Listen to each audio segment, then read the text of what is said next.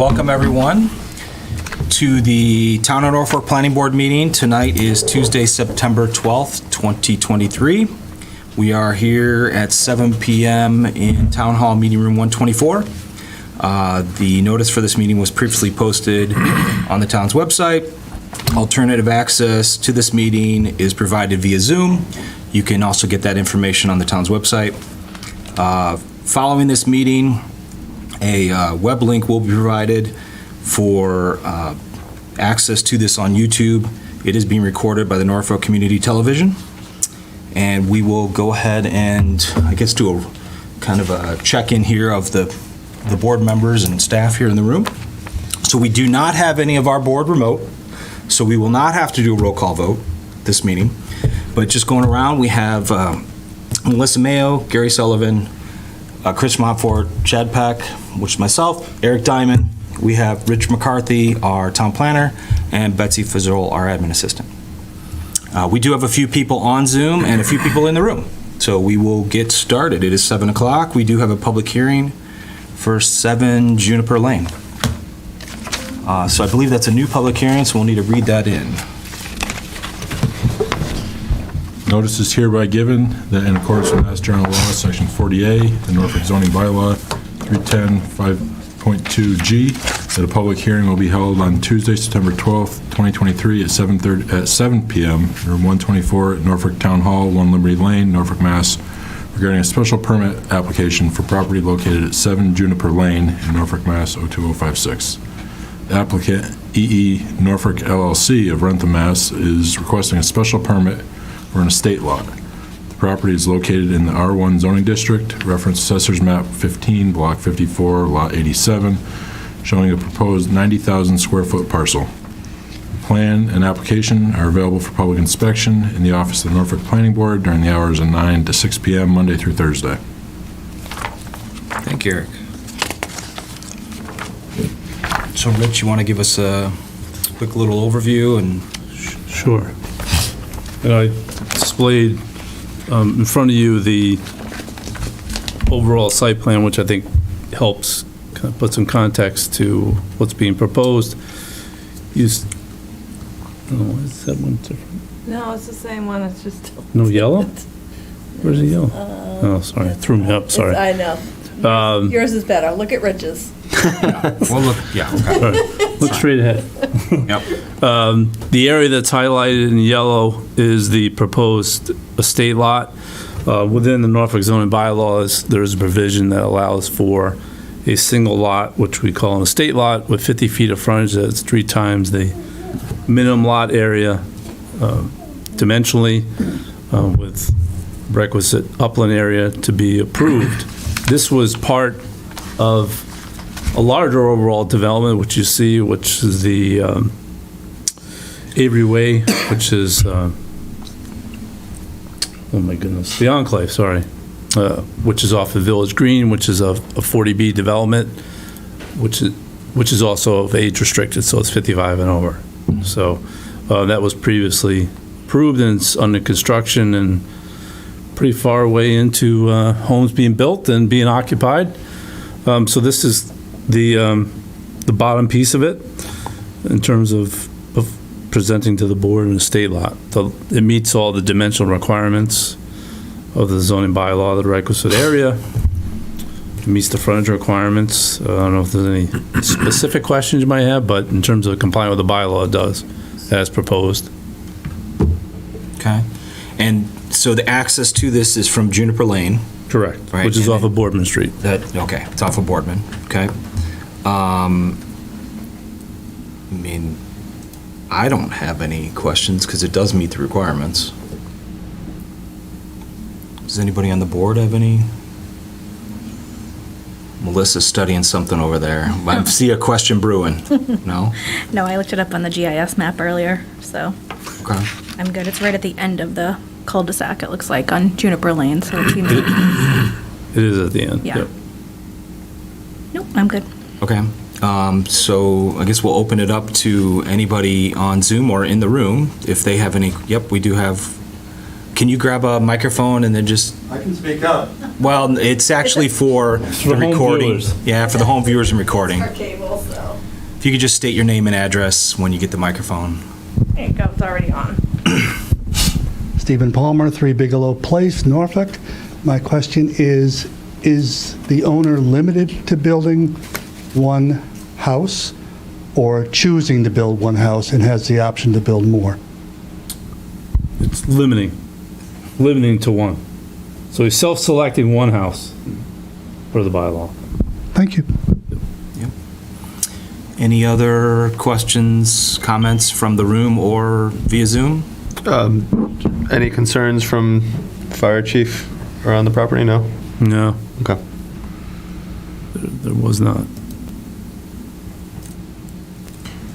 Seems pretty straightforward.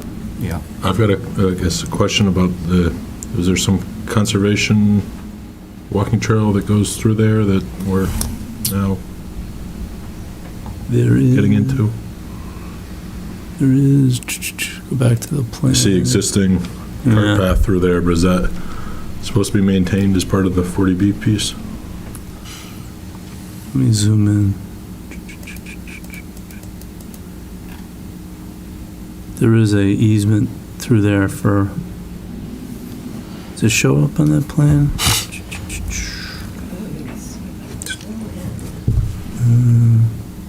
Yeah, it does. It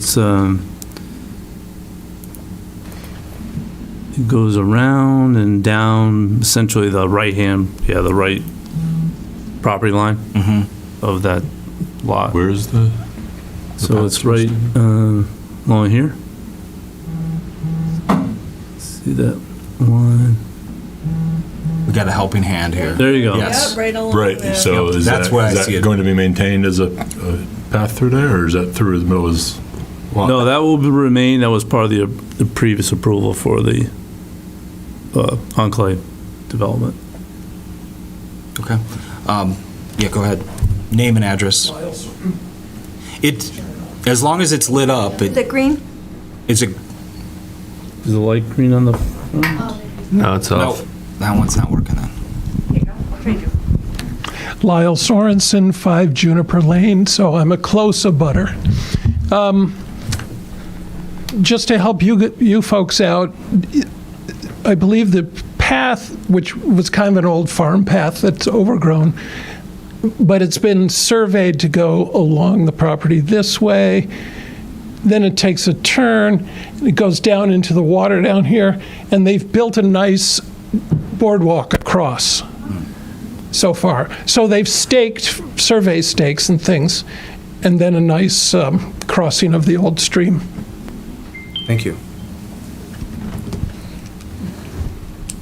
That was even better than mine. That's thank you. Very helpful. You're Thank you. hired. Anyone else? Betsy, are there any hands on Zoom? I don't see any, but I'm wondering if, Let's see any. okay. So considering or anticipating, that seemed pretty straightforward. There is a draft special permit in your packet if you somebody wanted to make a motion. Well, we need to close the public hearing first. Well, yeah, Right. you're right. Thank you. Yep. Go. Sure. Yep. Oh, I think the green light is still on, so. Steve Palmer, 3 Bigelow Place. Can you give us a sense of the size of the planned house? Is it 2-story, 1-story, colonial, or whatever other descriptors you can share? Mr. DePlacido is online, maybe he would like to share.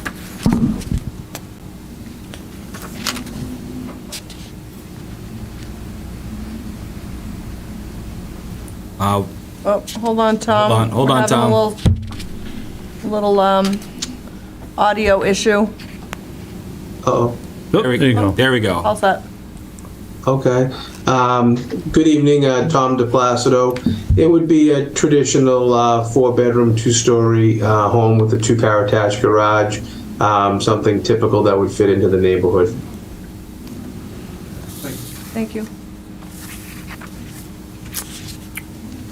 Go back.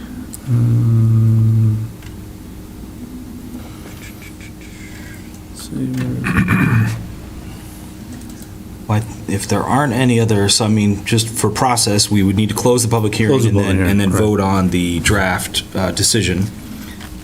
So I don't see any other comments from the room or on Zoom, so I'll entertain a motion to close the public hearing for 7 Juniper Lane. So moved. Okay, do I have a second? Second. Okay, all those in favor? Aye. Aye. Aye. All those opposed? So it's unanimous. So we do have a draft decision presented before us. Did anybody, hopefully everybody had a chance to look at it. I didn't see anything out of the ordinary. It looked very straightforward.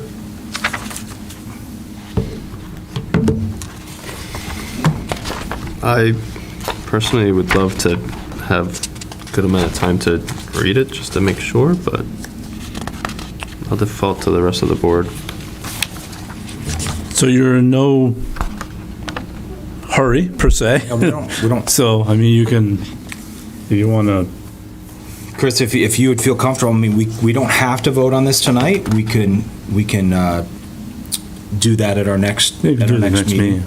And that way, everybody would have a chance to look at it in more detail and provide any feedback or comments to Rich, and then it should be a pretty straightforward. I'd feel better about that personally. That's fine, yeah, no, I don't think there's a huge rush, so Mr. DePlacido might say otherwise, but I mean, but at least the public hearing is done, and this would give us a time to look at this in earnest. Just clarification, yeah, next meeting is fine, there's no rush with this. Okay, great. Appreciate that, thank you. Thank you, Yep. Tom. So, all right, so public meeting is closed, and we will just add that then, So new old business. kind of like new old business Yep. for next month. Yes. Okay? Thank you. Yep. All right, so next is, we have 2 minutes, actually. 2 minutes. Is there anything that's filler for 2 minutes, Rich? Meeting minutes. Oh, maybe, yeah, meeting minutes. Hopefully. Okay.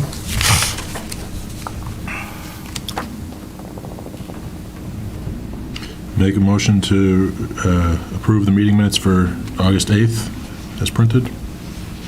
Do we have a second? Do we have a second? Second. Whatever you need me to be. Yeah, all those in favor? Aye. Aye. Aye. All those opposed? Okay, passes unanimously. Thank you, Eric. All right, so we got like 30 seconds. I guess we'll just wait. How's your day going? Doing good. How about yours? Hanging in there. Not bad. Got a packed agenda, don't we? This is gonna be a good one. Well, but we don't have the master plan because we moved that to a special meeting. That's So- true, but I mean, we've got But public it's still hearings pretty till full. about 9 Yeah, o'clock. It's still very full. That's the Yeah. first time I've seen public hearings till 9 o'clock. That's crazy. Yeah. Well, so there's a little gap, we've got a gap the way it was scheduled, because you thought the master plan was gonna be at the beginning, so you had public hearings towards the end, so then I filled in some more public hearings, and Awesome. so. All right. Yeah, I flipped it already, Rich. It's still a little humid, but, all right, so it's 7:15. All right. So we have, so this is just to, we already opened this, no, we have No, not. no, so this is your first public This is hearing not for right. this proposed So we have the zoning. public hearing for the proposed zoning bylaw changes for the warrant on the special town meeting November 14th. It's So it's viewable in front of you. we will let Eric read that in. Notice is hereby given in accordance with Chapter 48 of the Mass General Law that the Norfolk Planning Board will hold a public hearing on Tuesday, September 12th, 2023 at 7:15 PM at the Norfolk Town Hall, 1 Liberty Lane, Norfolk, to discuss proposed changes to the Norfolk zoning bylaws, which have been submitted to the warrant for the November 14th, 2023 special town meeting. Complete copies of the text of the amendments are available for review on the Town of Norfolk website or in the Planning Board office during the hours 9 a.m. to 6 p.m. Monday through Thursday. The article is as follows. To see if the town will vote to amend the first sentence of Norfolk zoning bylaw section 310 6.7H9 by deleting the following strike-through language and inserting the following new language in bold print below. I need to read that? Probably end it there. Okay. You can, just say as shown on the screen. As shown on the screen and notice of hearing. Yeah. So I would, And then, it is pretty straightforward, just so you see, it's just to clean it up. So read Is this something that got flagged by the AG in their review, or? No, it didn't actually. It got flagged by town council. So this was on, if you remember, this was on the same time as when we did the recodification. Right. And so, I don't know, maybe that's extra set eyes, just checking the wording of it. and this is what, This was not challenged. right, but Oh, this is sorry. what Tom Harrington had said. He's like, look, we're gonna get through the recodification, and that's the first step, the first hurdle. And then after we get all that language put in there and readjusted, we'll go back through it again, and there's gonna be another pass, and this is one of those where they found it. Hey, let's clean it up. We all know, we've said this before, these bylaws they're ever changing, they're evolving as we evolve, and so we found this, let's fix it. I'm sure there's more. Melissa and I actually exchanged a few texts today about, there's some other stuff that we probably need to clean up. No, I don't believe that. No, just kidding. So, Yeah, no, that's exactly right. So it's just an ongoing effort to modernize it and make it relevant.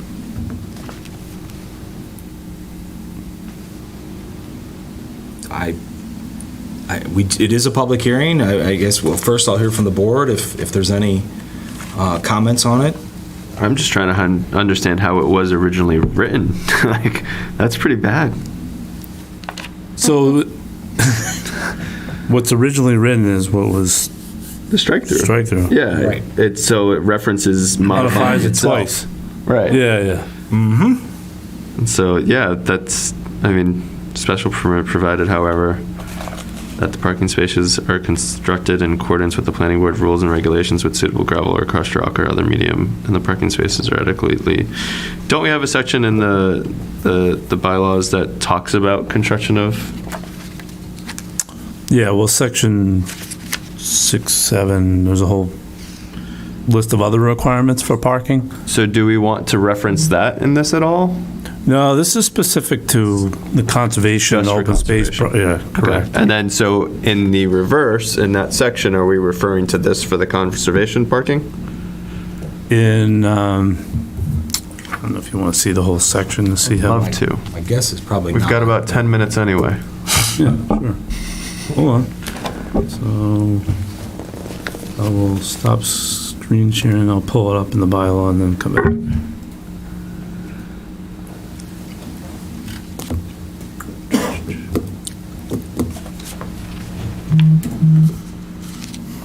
You can tell I'm obviously a fan of big sweeping changes as opposed to like just these onesie-twosies things. If they correlate, it makes sense. Right, exactly. I mean, I feel like there needs to be a reference to something here, either from that thing to this or from this to that thing, so that there's a circular reference. Well, and it could be, though, a lot of times you'll have the bylaws and it's not specific, it doesn't reference this specifically, it's just these are the default. Now, this is the special case. Right. And so, So let's go right in. We're going to drill in. Okay? Please and thank you. Here's E code. I'm going to scroll up to 310. it just didn't, you're not sharing, You're sharing a tab, not a screen. Yeah. Ah, sharing a, hold on, sorry. It's okay.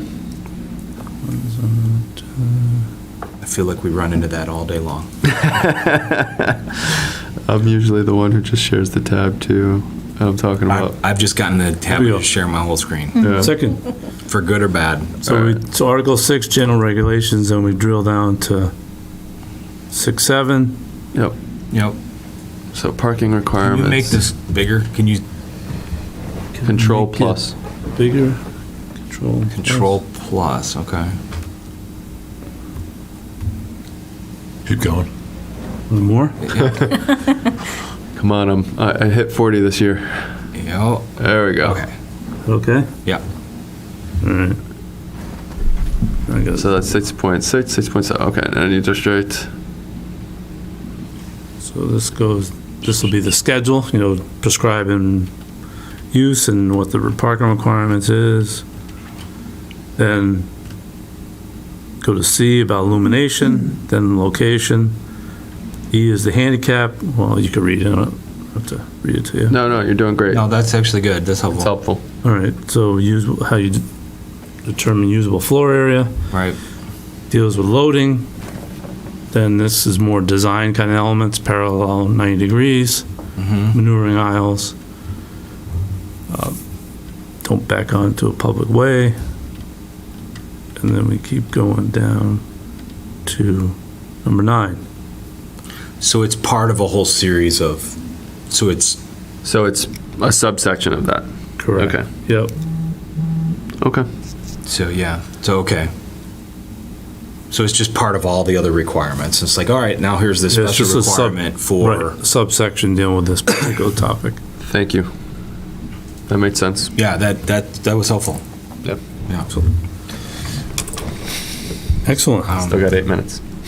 So, we got all the business. yeah, any other comments from the board? Any comments from Zoom or our one attendee in the audience? Oh, I guess we do have, all right, whatever. Honored attendee. Our honored attendee in the audience, yes. Yeah. I see no comments. Okay, so then I will entertain a motion to close the public hearing. So moved. Second? Okay, all those in favor? Aye. Aye. Aye. All those opposed? It is unanimous. So the public hearing is now closed for the Norfolk zoning bylaws. So then we've already submitted this as a It's already on the warrant. draft to get it on the warrant. It's already, so just need that, hopefully that recommended yes vote from you. So you're looking for a vote tonight to just, Recommend to adopt as printed. okay, so I will entertain a motion to recommend to adopt as printed for the Fall. November fall town 14th. meeting of the Norfolk town meeting on For the 11th, for the November 14th. November 11th, 2023. November 14th, I'm sorry, 2023. So moved. Have a second? Second. All those in favor? Aye. Aye. All Aye. those opposed? It is unanimous. And in the 6 minutes that you have, Yes. you do need to think about an alternative November meeting date, because your regular meeting is, Yes. Okay. I meant to put that on there. Great little filler here. yeah. I don't know what's your, I November, want to think about November already. I know, it'll be cold in November, there might be snow on the ground. No, we can't do the 7th because that's election Really? day. You gotta be a downer, Chad? I like snow. I like so. I mean, if it's cold, I want snow on the ground. Just me. Agreed. No ice, just snow. I am a little particular about that, but Can we do the Monday before? Oh, I'm not even going to be here that week. I would, it's usually a busy week for everybody. What about the 6th? I'm just thinking that if we are putting things on the warrant and we're going to have to go to advisory board for some things, we're going to have meetings where we're going to want to meet with them ahead of all of this to either present and Yeah. pitch our position. So we want to do it before town meeting. Yeah, I would have figured that'd be in October, though. I mean, I'd hope Yeah. to be through all that by then. But Yes, yeah. but it's nice to have that Yep. last pitch effort. Yep.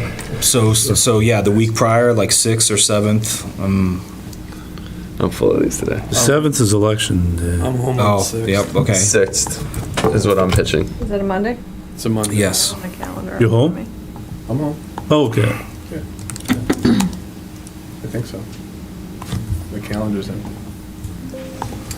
November 6th works for me as well. Yeah, that's Are we doing it remote or are we able to get the room? You could kind of vote that date, and then as we get closer, you could always maybe, I can take a look and see if anybody else has anything scheduled. yeah, it's probably probably free the room, I'm sure. But Who meets on Mondays? we have 2 rooms too, though. Nobody, I don't think anybody Nobody does. really meets on Mondays, so. We should be fine. And if it, like I said, if you want to do a remote, if it makes sense, you could do it too. So you don't have to make that decision yet, necessarily. I'd be fine with just kind of wait until we figure it all out. Yeah, Okay. makes sense. So we got to vote on the date change? Yes. We have to vote on We it? have to vote on a Oh, date change? Really? We've never done that before. Rich wants us to vote on everything.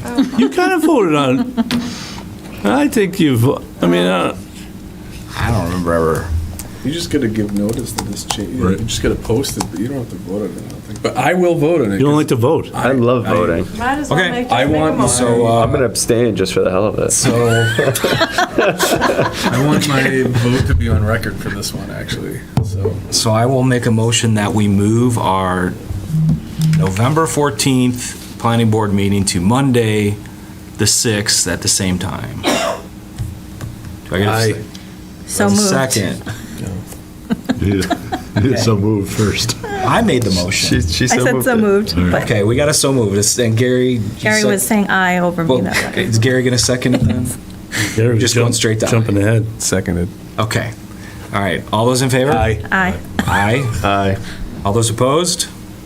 All right. It is been moved. All right. The motion carries. All right.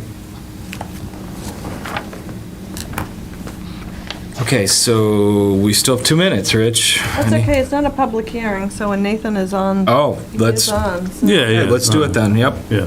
So 7:30, we have, it's appointment 15 Lincoln Road, Next Grid Solar Project. We do have Nathan on from Next Grid. So this is just to get a status update and possibly vote on an extension for temporary occupancy, Okay. which expires in 5 days. Yes. Nathan, how you doing? Good evening, how are you? Good, good. Just for the record, again, Nathan Collins, Senior Manager of Engineering for NextGrid. Just wanted to jump on, kind of give an update. The last time that we were in front of the board, we presented a plan amendment, which was approved, and we talked about kind of some outstanding items that needed to be done on site. Last April 2023, we loomed and hydro-seeded the areas where, based on several discussions, needed to be reseeded. We also added loom in an area where the gravel drive had extended beyond the approved plan. Upon visiting the site to review the work, I noticed that the contractor we had hired did not loom certain areas that we had agreed to add additional loom and seed. That contractor then revisited the site, re-loomed the areas, and then unfortunately, tragically passed away. Because we were so late into the spring season, we had a hard time getting an additional hydroseeder on site, but those areas have been reseeded as of yesterday by a company called Hydroseeding by Norm. So what's your anticipated, I mean, we've had a ton of rain, hopefully it continues that way. So how long do you feel? Yeah, I mean, you need? when I visited the site, I'm sorry to cut No, you go off. ahead. When I visited the site last Thursday to meet with Norman, owner of Hydroseeding by Norm, the vegetation that we had already done actually had come in pretty well. There was no migration of any soil or sediment that I could see on site. So it's really, I guess, I don't know if another site walk needs to be completed by members of the board to review the work that's been done. But at this point, in my opinion, it's really just some additional growth from the additional overseeding that was done yesterday. Okay. I mean, I don't know if we need to do a full board site walk, maybe. I'd love just pictures. Yeah, I think pictures would be, or a video or something would be adequate. And then, I mean, might be good to give it a little bit of time to, So at least through October. yeah, that's what I'm thinking is another 30 days should be, I mean, you're not going to get more than 6 weeks of growing probably left in the season. If it's not down by the 15th, you're screwed. Yeah. It's down before. It's already down. Yeah. Yeah. So, I mean, I think it would be great if we had something, you know, say the Friday or Thursday before our next planning board meeting, that, like a video and pictures or something like that, I think that would be sufficient. So for the October one, or you want to go for the November one? I think October would be fine. Yeah, I think October. Based on the vegetation I've seen on site already. I would say October. It's fine. I mean, I'd rather do it in October, and if we need a little bit more time, I don't think we would, but I'd rather do the October and try and close the loop on this instead of waiting a whole 2 months to revisit. Right. You know, if needed, we could push it out another 30, but let's see if we can get it done. Yeah, so then extend it to, So we want to extend it to, past Oh, your the meeting. 17th of Yeah. October. Yeah, something like that. That makes sense. yeah, That way you're that's fine. past the, Okay. Appreciate you working with us on this. Not a problem at all. Any other comments from the board before we make a motion? Okay. So I will entertain a motion to extend the temporary occupancy for 15 Lincoln Road Next Grid Solar Project until October 17th, 2023. So moved. Do I have a Second. Get a second? All those in favor? Aye. aye. All those opposed? And it passes. So, Nathan, you got another month. If you could get us a video, I mean, a video would be great, maybe a few pictures. I would say our next meeting's on the 10th. So if you could get us something that Thursday prior, get it to Rich, that way he can distribute it to us before the meeting. I just don't like to we get inundated with so many things on Monday and Tuesday before our meeting. That way, if you can get it to us on Thursday, it'd be great. Appreciate it. What was the date of that next hearing? I'm sorry. So the next planning board meeting is October 10th. So the Thursday prior, so what's that? The Would be the 7th, 5th. 6th, 5th? Yeah.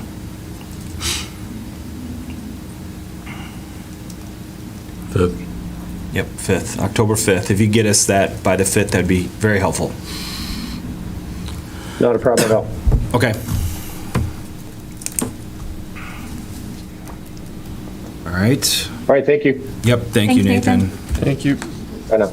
All right, the We can, next appointment is, so it's 14 Keeney Pond Road, which is Lot 13, request for easement modification. We have our, what'd you call him? Our esteemed guest. Our esteemed guest, Mr. John Weddleton here, if you could state your name and address and.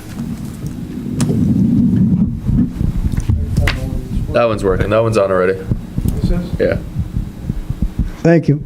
For the record, John Weddleton, I'm the owner of the Preserve Phase 2, the owner of 14 Keeney Pond Road. For a little history, we were back with an abutting lot, Lot 14, perhaps a year ago. There's an easement that goes on the lot line that runs to a basin in the back. The easement ended up being over 60 feet on both sides, so the total easement was in the range of 150 feet.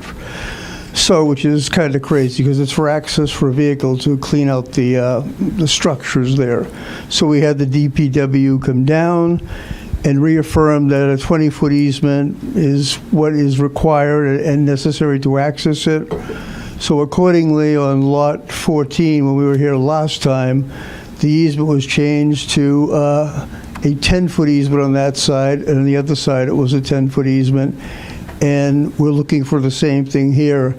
The only little twist on this one, the easement starts up at 10 feet, but then there is a structure that jets out about 5 feet. So what we did was we increased the easement there to 20 feet. So in case that had to be accessed, there'd be an extra 10 feet to access that. Because right now this easement is, I think, 3,000 or 4,000 square feet, which encumbers most of the side there, all the way to the front. So we're just looking to change the easement, which is marked in, is that red?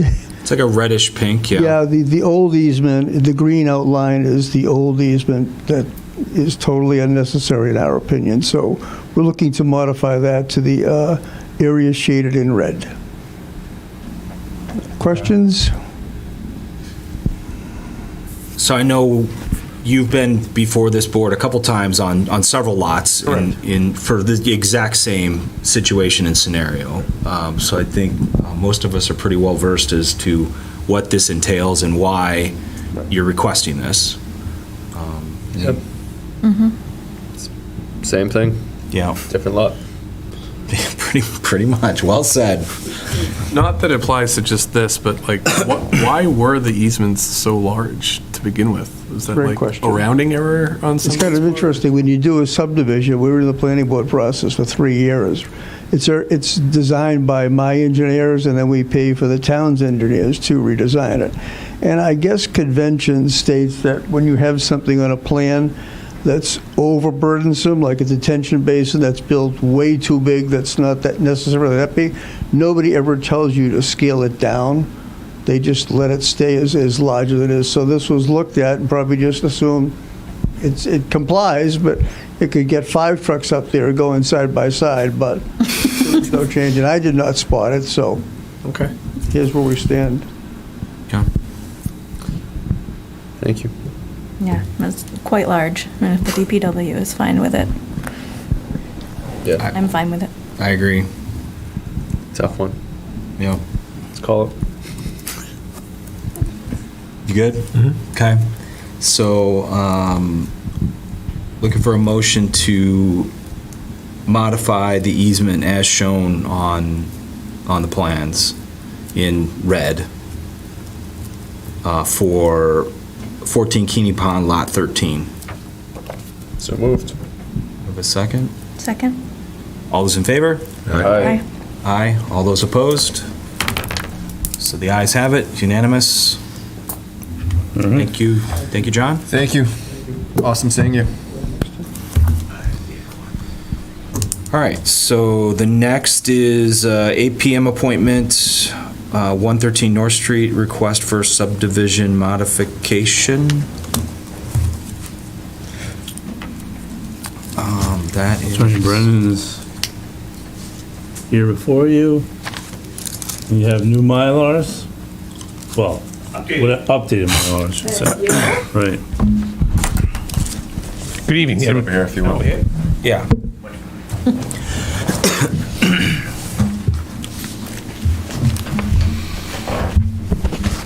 Good evening, Edward Cannon, on behalf of the ownership applicant, and we just hear this was a subdivision previously approved, 3 lots with a 4th lot in the rear that's a non-buildable lot, and the ownership needed to complete some documentation, a private road covenant that would stay private, and a homeowner's trust to create a mechanism to create a funding similar to condominiums, essentially.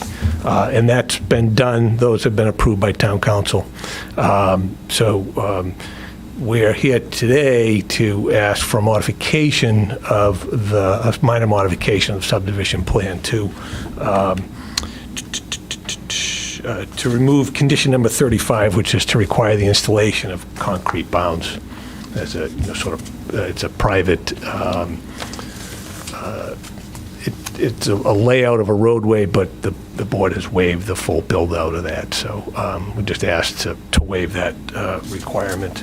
Otherwise, if we're able to do that, we do have the updated stamp Mylar ready to go.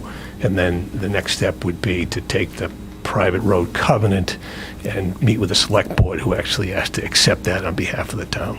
So those are the only remaining items left that we have.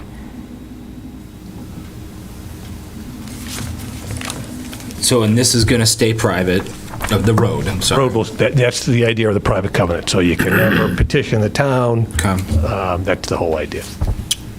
And so essentially, the road went private, and they don't want to put in the concrete bounds. Okay. I mean, I mean, it's a cost savings to not have to do the bounds, especially if it's going to stay as a private road. My only concern would be is if someday it became public, but I guess we'll cross that bridge when we get there. They'll have to do that then. Is this the only access It point? may though? never get that point. Yeah, well, that's the whole idea of the covenant is, you know, we realized that there were certain accommodations made by the board to allow the subdivision. Part of the quid pro quo is, hey, it's going to remain a private road, and we're going to make sure that remains that way in perpetuity. Right. And that's the idea of the covenant. Okay.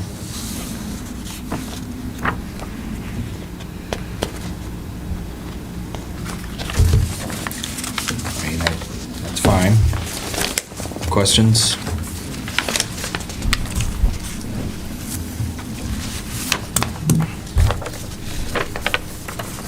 Melissa's looking something up, I can tell. I'm always looking something up. This was, oh, okay, this was before my time. I was wondering why it didn't sound familiar. Yeah. Okay. It was a while ago. Private road subdivision, got it. Do we have to No, I vote don't have any first to Make questions. it a minor modification, or is this already considered it? It's a, so your question is, do we have to make a minor plan modification to vote for that? Yeah. Or is it more of just a covenant modification? I mean, we definitely have to vote on the covenants. Rich, do we have to vote on a minor plan modification as well? Decision, because it was a requirement of the decision to add the bounds in. Okay. So you need two motions then, or can this be all done in one? The first motion's to modify the decision to have the concrete bounds in place. Removed. Right. Have those replaced. one. And the second one is to accept the minor modification to the subdivision plan. Right. And then the third is the covenants. And then the fourth will be to endorse the plan. Right. Yeah, although on the private road covenant, that's signed by the ownership, and then I have to appear before the select board. So it's, that is a condition of this board's approval, but it's actually to accept it on behalf of the town is done by the select board. Okay. So you got them. So what's the first one? You had. The first one is to modify the decision for the, removing the concrete bounds. So entertain a motion to modify the decision to remove the concrete bounds. From, what's the property? From 113 North. 113 North. So moved. Okay, do I have a second? Second. All those in favor? Aye. Aye. All those opposed? You're removing 35 in its entirety, right? Yes, we're, right. Yes. Thank you. Okay. Then the second is. Second one is to accept the change to the minor change to the site plan for 113 North Street, based on our previous vote. Right. So motion to accept the minor plan modification, removing the bounds. From all of 35. From all of 35 of the covenants. For 113 North Street. For 113 North Street. So moved. Do I have a second? Second. All those in favor? Aye. Aye. All those opposed? Passes. And then the third, And this is the tricky one, is to accept the covenants pursuant to the select board approval Correct. yes. for 113 North Street. So moved. Do I have a second? Second. All those in favor? Aye. Aye. All right. All those opposed? And then the last one is to sign. Yes. And the last thing is we just got to endorse the plans. Yes. Yes. So we're done with motions. Yes. Okay. Okay. Thank you. Now, Okay. do you want to get those out of the way so this gentleman can go on his way? We You can have to take them with you, or? I can leave them, You can do it later, because I'm, Alright. Yeah. I'm going to scan them in after, and they're all signed. the ownership's going to come by and Okay, sign. perfect. So thank you Awesome. very much. Have a good Thank you. evening. Appreciate it. Thank you. Appreciate you bearing with us on that one. Thank So you. you had to, Thank you, Chris. I wrote it in my letter to you anyway, but in terms of you had That's to where I got it all from. I was reading from my No, phone, Rich. Because you got to record, once a plan's signed by the board, it has to be recorded within Right, 6 months. right, right. Expire. Right. Obviously, 6 months is way past 2019, so. Why, quick question. Yeah. So, fine with all of that. Why does it go planning board, select board, planning board? Wouldn't we just, I mean, we did just make it easier by saying we'll just, we'll vote now. But why is that the process anyway? Doesn't that? Because seem typically it would go to a complicated? town meeting as opposed to the select board. We would have already approved it, but since it's a different thing, since it's going to covenant, the select board has to accept the responsibility on behalf of the town. And so it's in lieu of the town meeting. Got it. Because usually we would just say, yes, we're good with this, approve it, and then it's up to the town to say, yes, we accept this responsibility as well.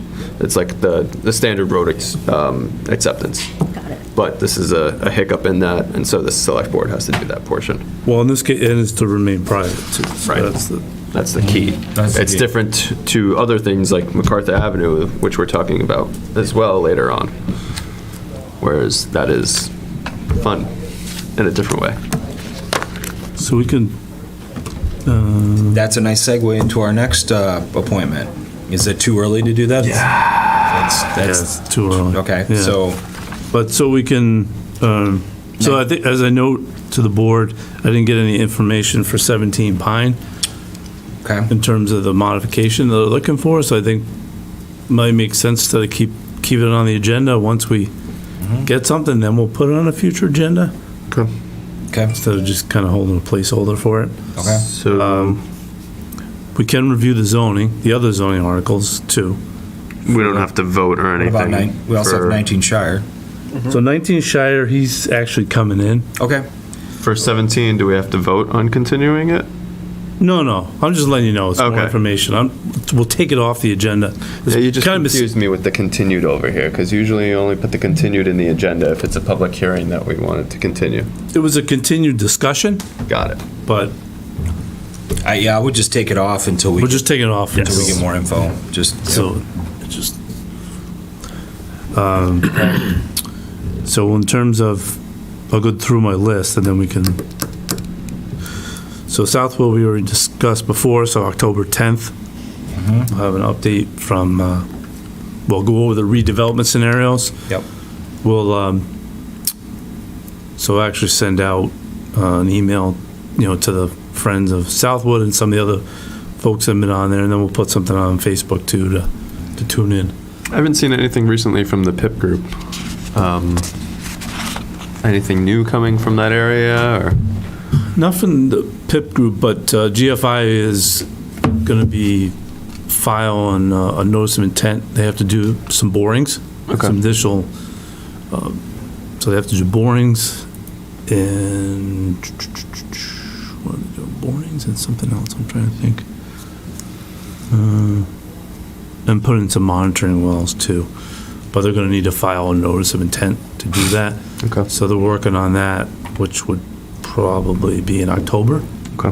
for the board. I also heard about additional trespassing that's occurred on the site. Have you heard anything else about that? I haven't. Newer? I don't know how new.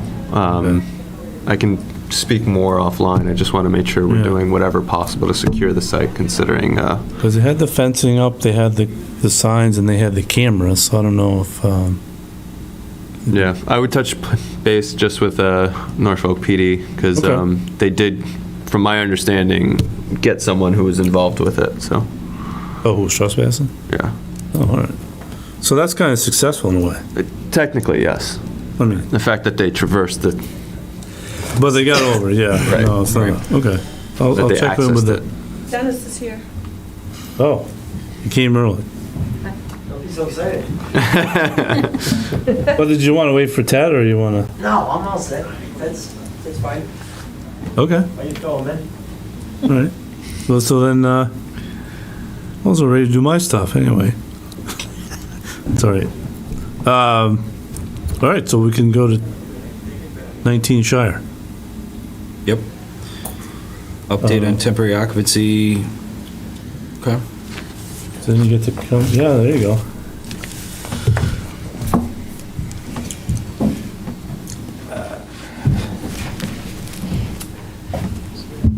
So, I guess I'm starting off by... Start with the introduction. Who are you? What you representing? Dennis Brolin, 19 Shire. Thank you. So I'm coming here for a modification. We got quite a bit of material removed from site, but unfortunately we ran into more ledge than we predicted.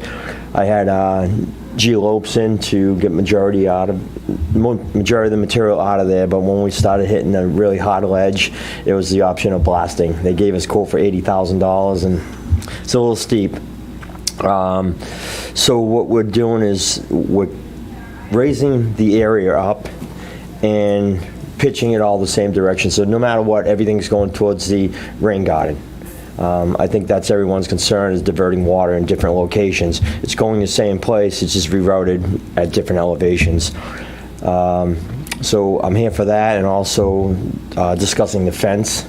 Obviously, there's going to be a solar field put in out back, and there's also potential for a rail trail to the side of the property.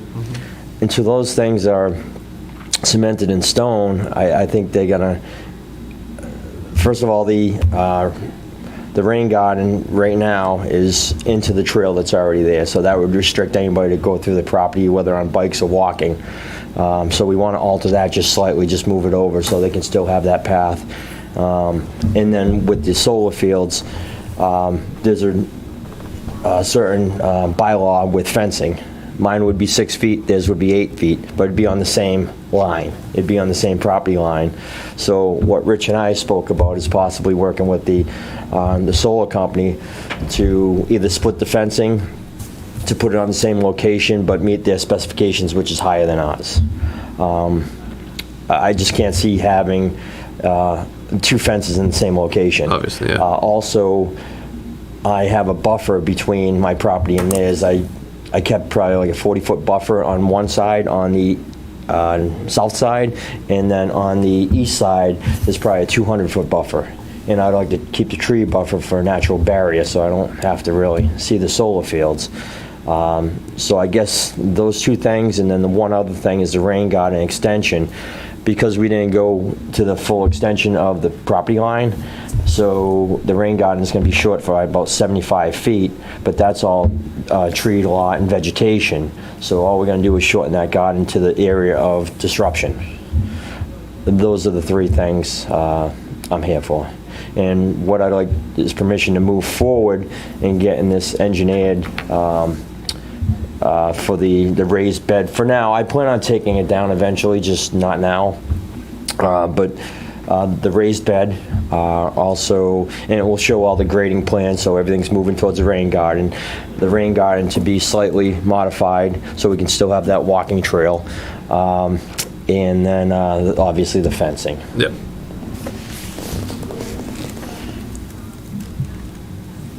So in terms of next steps, I think probably in terms of modification for the grading, just they can essentially, okay with the concept, do the plan, then they can come back and vote the plan once the Right, yeah. once the grade. It all sounds great. I'd love to have Phil from Beta Group to take a look at everything, just to make sure that all the calcs make sense and that all the modifications you're doing on hearing it sounds awesome. It sounds like you're really keeping the community in mind as well, and I appreciate that. First and foremost, I want to thank you for that.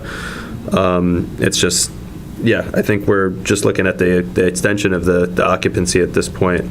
Based on what I heard, I think it absolutely makes sense. How much longer do you need to kind of get to this point? Everything within the curb line of the building is complete. The finished paving, the painting of the lines, handicap signs, lot lines. It's just a matter of the outside lot. So it's just a grading plan, rain garden, attaching a rain garden to the existing infiltration pond. I'm thinking, I have Richie Anderson there. He's doing some excavation for me to move this forward. So I'm thinking probably 6 weeks to get everything in, to get the, except for the fencing, but get everything in, get it loamed, get it seeded, get it stabilized. So 6 weeks from 9/20, that puts us roughly at the middle of November. So should we extend it just past November 6th, so November 13th? That's what I'm thinking, yeah. Yeah. I think that's a good idea. And have you touched base with Nextwood yet on the fence, or have you reached? I have not. We just had him on, we could have introduced you. Is that moving forward? Yeah, they are, actually. Actually, Nathan had contacted me about Lincoln and said that we're working on, they have to make a plan change in terms of the roadway. It's got some changes to it, but yeah, they are moving forward. Nice. So it makes sense to reach out to them so you have kind of a timing in terms of that fence. Right. So you can, Yeah, whenever they clear, we could put the fence up. yeah. So you might end up needing more time on the temp, that's all. I think that's possibly. And at this point, there's no way for us to decouple this occupancy with another medium by which we can measure it. In terms of what? I mean, this is all site occupancy right now, so there's nothing left with the building in terms, just, it's completing out the site. And it's just a It's not- question. Yeah. And an It's not- 8-foot fence, Rich, that requires a special permit, right? I think anything over 7 feet requires a special permit. So I'm just curious, is that going to be just included with one of these projects, or do we have to have them go through a They separate? went through already the permitting process before. But not for the 8-foot fence. They It's for did 6. for the 6-foot, but that would come with the minor Yours is 6. modification. You said the fence is Have to 8? vote Mine's both at the 6, I same believe time. theirs was 8. You have Because to look it's at the part of plan. the power grid, there's, hazards on the other side. Okay. They already went through the permitting process Oh, for okay. the, Right. for the fence. So that, although they need So to then- renew it, but they the- expired, but they Right, did. but it's not an additional. But the nuance would be step. he would be putting it up, so he's not operating under his own permit. So that would be the liability there. Yeah, we have to kind of figure out how that. Right, so my recommendation is that, and this will get annoying because then you would ask NextGrid to essentially pay for the permitting process. You would do the fence after you get the permission to do that from special permit approval process, and then you can execute the fence, but you would do that all in conjunction with the minor plan modification that you would file and we would approve in a future meeting. So like if you got a letter, if you had a letter agreement from NextGrid saying, okay, we agree, we'll share the fence. Share the fence. And the specifications, and then you figure out who's paying, how you want to logistically do it, I think you can then tie back to that agreement, so, because once they clear it, Yep. you could, In essence, we'd be paying for 2 fences on the same property line. Right. So, Right, which Yeah. doesn't Yeah, make that any makes sense. It doesn't, yeah. No, and seeing that I have a natural buffer already, I'd like to keep that. And right now, I'd have to clear that natural buffer to put a fence in. Right. Right. And so in that agreement, you would just figure out who's paying the cost of the special permit process. Okay. Yeah. Would we need a special permit process? You Unless would the if fence- you're putting up the fence. They wouldn't because they've already been They already approved for it. permitted Well, it's on my, I don't know it's if- not, it's on my site So- plan. I don't think you would. you don't need a special permit. Pretty sure, over 7 feet? Let me double check. Well, see, if it's 6 feet, then neither one of us have to go for a special permit. Right. I just thought they required it on their behalf. That could be the case, I don't know. Do you know, Rich? I'll have to look this up. You'd have to look at the site plans to see what we approved, but I'm pretty sure we approved something significant from a fence You perspective. probably, Those fences near the power line installation were pretty high, and the ones up at the top of the hill here. the one on Lincoln, though, In 15 Meeting Lincoln, House. I think is only 6 feet. But, I mean, they seem big to I me. think they're and I'm only 6 about foot 6. two. I think it's only 6 on think they're Lincoln. only Well, if it's Yeah. only 6, then we just split the cost of the fence. Yeah. It's easy. Yeah, that might be the way. Yeah. But you'd still want to coordinate with Correct, NextGrid. yeah. Just, yeah. That's smart. I mean, you don't need to put 2 fences there. That Right. doesn't make sense. That's that's wasteful. I'm looking for a fence. I don't see anything on there.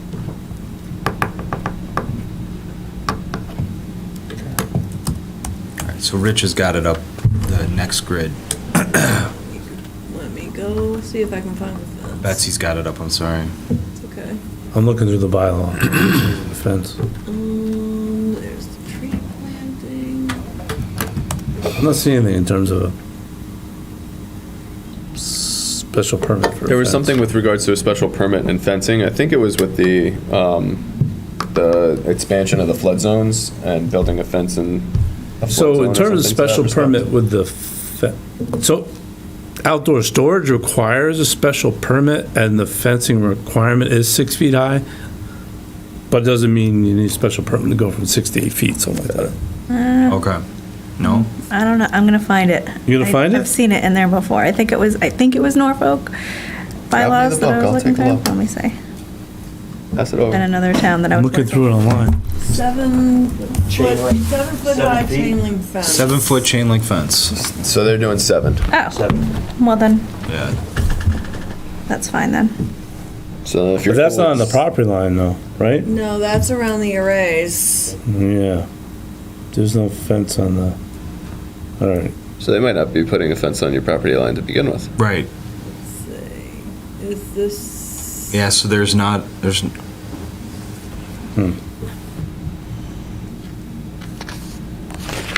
So there is no shared fence. Okay. Well, So now you know. maybe, all right, Could there be? that's what I'm wondering. Well, they would, Show it. And just because it's offset from the property line, does it really matter? If it's just a tree lot, if it's uncleared? Wouldn't you want a natural buffer?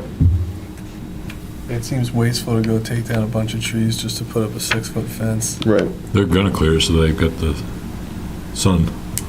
No, I'm saying his lot, though, he would have to clear his buffer.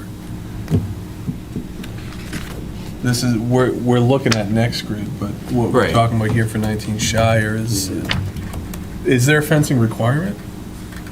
Yeah, outside yeah. storage. Outside storage is storage. required to have a fence. Yeah.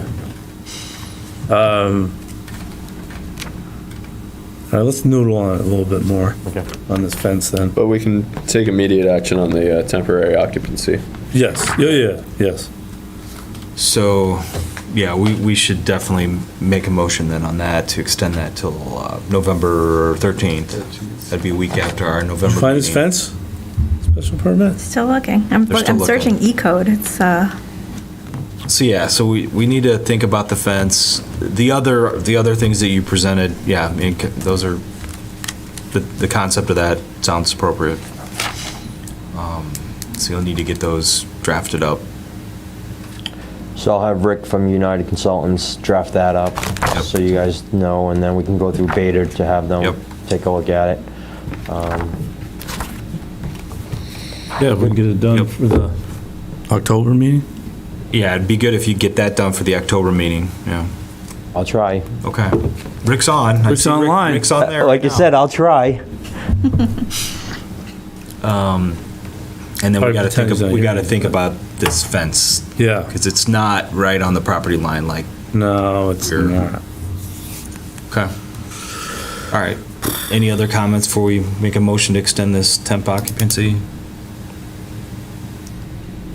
Okay. So I'll entertain a motion to extend the temporary occupancy for 19 Shire Drive until November 13th, 2023. So moved. Second. All those in favor? Aye. Aye. All those opposed? Passes. Thank you. Have a good Thank night. you. Thank you. too. Okay, Oh, that's good. we have 7 minutes before the 10 MacArthur Ave appointment. So Rich, we were talking about, you want to keep going? Yeah, on go the back to town the- planner? Yeah, sure. So Southwood, did we Southwood, finish that, October Ken? 10th, yep. I think we finished that. Wastewater plan presentation, that, Yeah, coordinate, was thinking is that, you know, the select board is the board of sewer commissioners, so I would think it would make sense to have a joint presentation. Yep. Figure out, it might be, probably be one of their meetings actually, but have the, you know, the board join in. Okay. Just need to determine the date all right. of that. So you're thinking October? Yeah, I think it might be in October, and I'll coordinate with Justin, but we discussed that, Okay. having an update from there. Okay. All right. In terms of the master plan, I Yep. know we have the steering committee meeting on the 26th. It's hard to predict, but you think we would do a separate meeting again in October? Not try to bring it into the October planning board meeting? What, you mean the steering committee? Yeah. I think we were going to wait till the next one to choose the next date after that. Yeah. So maybe what we'll do is we'll go to the 26th, and we'll just, and you can decide on the 26th, and then encourage steering committee members to listen in on the Southwood presentation. The only thing was, I think there's value for them to Absolutely. to learn, you know, to hear on the Southwood presentation. Is the Southwood presentation going to be at 7 o'clock in that October meeting? Are we going to do that first, or? I would, yeah. We have the ability to make that for 7, right? You know what I mean? Yeah, I don't think we have anything scheduled at the moment. Okay. No. So let's do that then. Yeah, that would be great. And then at the same meeting, Howard Stein Hudson did some background traffic assessment for the Palmville area. Then they'll make a presentation, like, as part of that presentation. Awesome. Okay. All right, that'd be great. We were to the master plan. All right, so we can jump to 10 MacArthur Ave if Yep. you want. I think we have all parties present, so, yep, we can, 10 MacArthur Ave, discuss the private way improvements and construction schedule and the expired covenant. So, Franz, if you want to, you can grab the mic, or you could sit up at the end of the table there. That's probably easier just to sit at the table. So if you just want to introduce yourself and... Sure. And I'm Franz Berg. I own 10 MacArthur Avenue. And, we had discussed paving the street this fall, and then subsequent to that meeting, we had a meeting with DPW, and he would prefer we didn't pave it, that we should bond it instead. Okay. But, we've got the base down, we've got it all graded out, cleaned up, and smoothed out. So the pedestrian access is much wider now and very smooth. That was, I think, a concern that had been expressed before. So I did re-erect the fence today for safety purposes. Bob Bullock asked me to do that, so I got right on it. But it's much further back from where it was. Okay. So I did take some photos to share with. And this is, oh yeah. I was there earlier than you put up the fence, though. I was there from like 12:30 to 3:30 working on the fence, yeah. Okay. So in terms of, just to give you a sense, if you didn't get out there, that's the. Yeah. So the fence is basically halfway across that road now. It's just in front, see the piles of dirt we had dropped over there? Yep. It's right in front of that, so it comes Okay. up. So, like, even with the fence right now, Richard could pull up another car length before he'd hit it. Okay. I mean, it's right, it goes right by those dirt piles. Okay. So it's, you could actually drive a car by. You could actually get a car through and Be get tight. down the road. It's if a you need tight to. one-way access. Yeah, it's a tight one-way. Okay. It's a tight one-way vehicle access, so it's plenty wide for pedestrian. So I just want to show you this, because we did talk about this. This one that's on the screen here is that. It's the end. Yeah, on the end, going the other way, is to put some additional material in there and Yeah, I was smoothing that out a little bit today too as well. to take the curse off in terms of the the severity of it coming off, which, DPW thought was a smart idea too, so. Yeah, I packed that down too with my vehicle. Okay. Straight off there, you can see where it's pressed down. I just kind of went back and forth a bunch of times. So the thought behind waiting on the pavement, which I think probably makes sense as we go through this, but he still has to get some heavy equipment in there. And there's the stone trench that goes around the pavement, which acts as the stormwater system for it. So actually putting in pavement would create more impervious surface. So from a site stabilization, stability of the site, it made sense to work off the dense graded now. I also have to run a water line from the fire hydrant into the house. Right. And we have a substantial amount of backfilling to do, which we're doing in thirds. Like, we're literally we're putting in the foundation drain this week, and then we're backfilling only up 5 feet. And then we're going in and doing the concrete floor. And then, and then we're going to start framing, and then we're backfill another third. We're kind of doing it slowly and bringing back the materials. So there's still, like I said, a lot of equipment going back and forth and stuff like that. So, we could have wound up doing, damage to the road if we put it in now. So I think that was Barry's major concern, is that we do too much harm to it. Yeah. And that's just for that, what we call the hammerhead at the top. Yep, that's it. But it's all laid out and graded out now. We have base down and it's laid out. And we actually staked it out. I had the engineers out there, and it's been all staked out. Richard and Chad saw the stakes that the engineers put out. So it's significantly different than when you're out there. It looks a lot better. Yeah. It's really cleaned up quite a bit. The foundation was a nightmare. It rained and washed in my footings 3 times. Literally, we dug the hole, put the footings in, it rained, it washed in, we had to go in and dig them out. Then it happened again, and then even when we got the forms boards up, it then rained and washed in again, so we had to go back in, pull forms boards off, and power wash out, because you needed a clean bond between the walls and the footings. It was like a 6-week-long nightmare trying to put that foundation. It was a very wet summer. It was just, the weather was just incredible. It was just, the timing couldn't have been worse on that. Very challenging project. So a few different things for tonight. So one is the covenant's been revised. We put it and reviewed it with the DPW June 30th of 2024. So that would be the time to complete the roadway Which and the makes- stormwater. Which seems very reasonable and predictable that we Yeah. can get to there. Yep. Especially now, we've got a lot of the difficult stuff behind us, and now we can start making progress.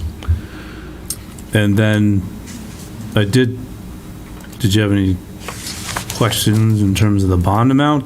That was, Well, Barry provided that this afternoon, so I'm going to call my insurance agent in the morning and get that bond. okay. I didn't get a chance, so I was kind of busy today with All right.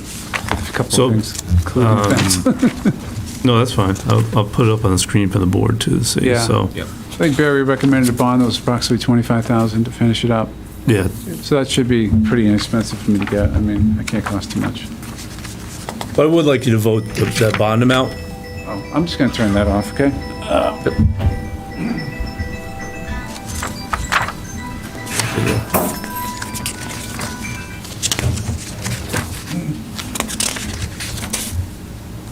So the board would be so inclined. So then these are at town rates, by the way, in terms, as you know, in terms of the values of it. And you do need to vote the bond amount. It's important to do it regardless, but it's also important for him because most likely a lot of the bonding companies want, maybe they don't, but most people I work with in terms of bonds, the bonding company wants a vote from the board saying, hey, that's the amount and the scope of work. So that's why Okay, yeah. they ask you to vote that amount. Yeah, I think my bank might want that too. And then the other thing, Richard, I'm sure you took care of it, just want to make sure.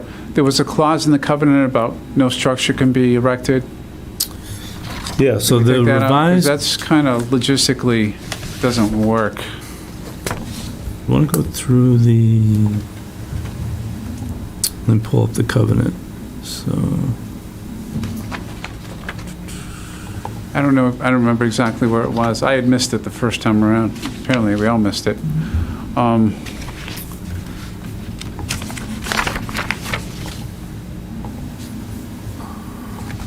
In order to make it fully illegal, I think we need to remove that.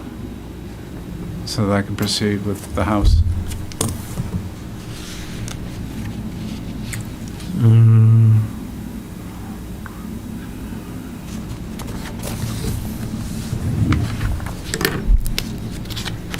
We took care of it in this amended covenant.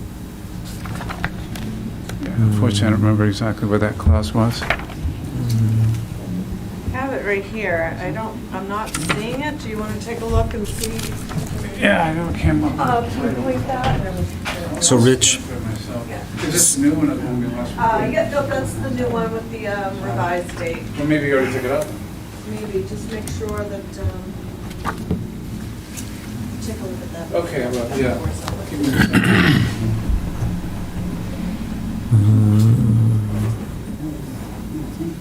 Okay, it says number 2. number 2.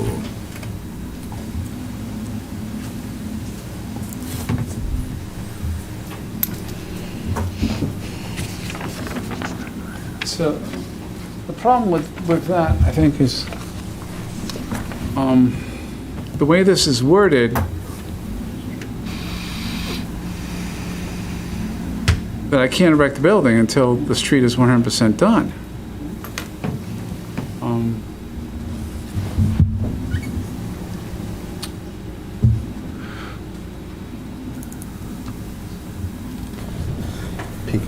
Yeah, so I don't, number 2, that the undersigned will not sell or convey any lot in this subdivision or erect any place or place any permanent building on any lot until the construction of the way and installation of municipal services necessary to adequately serve such lot has been completed in accordance with the covenants, conditions, agreements, terms, and provisions as specified in the following. Yeah, so the part that's a problem is, erect or place any permanent building. I brought the water line up the street. That was Right. that's the municipal service. The water line's brought up the street. It's, it's to the, where the fire hydrant is. Right. And see, I mean, this is like kind of, this is a standard.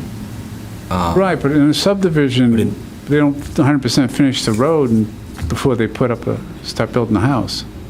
I mean, it's not saying that the road needs to be finished. It's just saying that you need to have the municipal services necessary to adequately serve the lot in place. So Yeah, it would be, that I do. So you got It says, or erect or place any permanent building on any lot, is what he's. Or place any permanent building. That's the part right there. Place any permanent building on any lot. until, Until the construction right. of the way and installation Till the construction of the way and necessary to but you are, you will be bonding.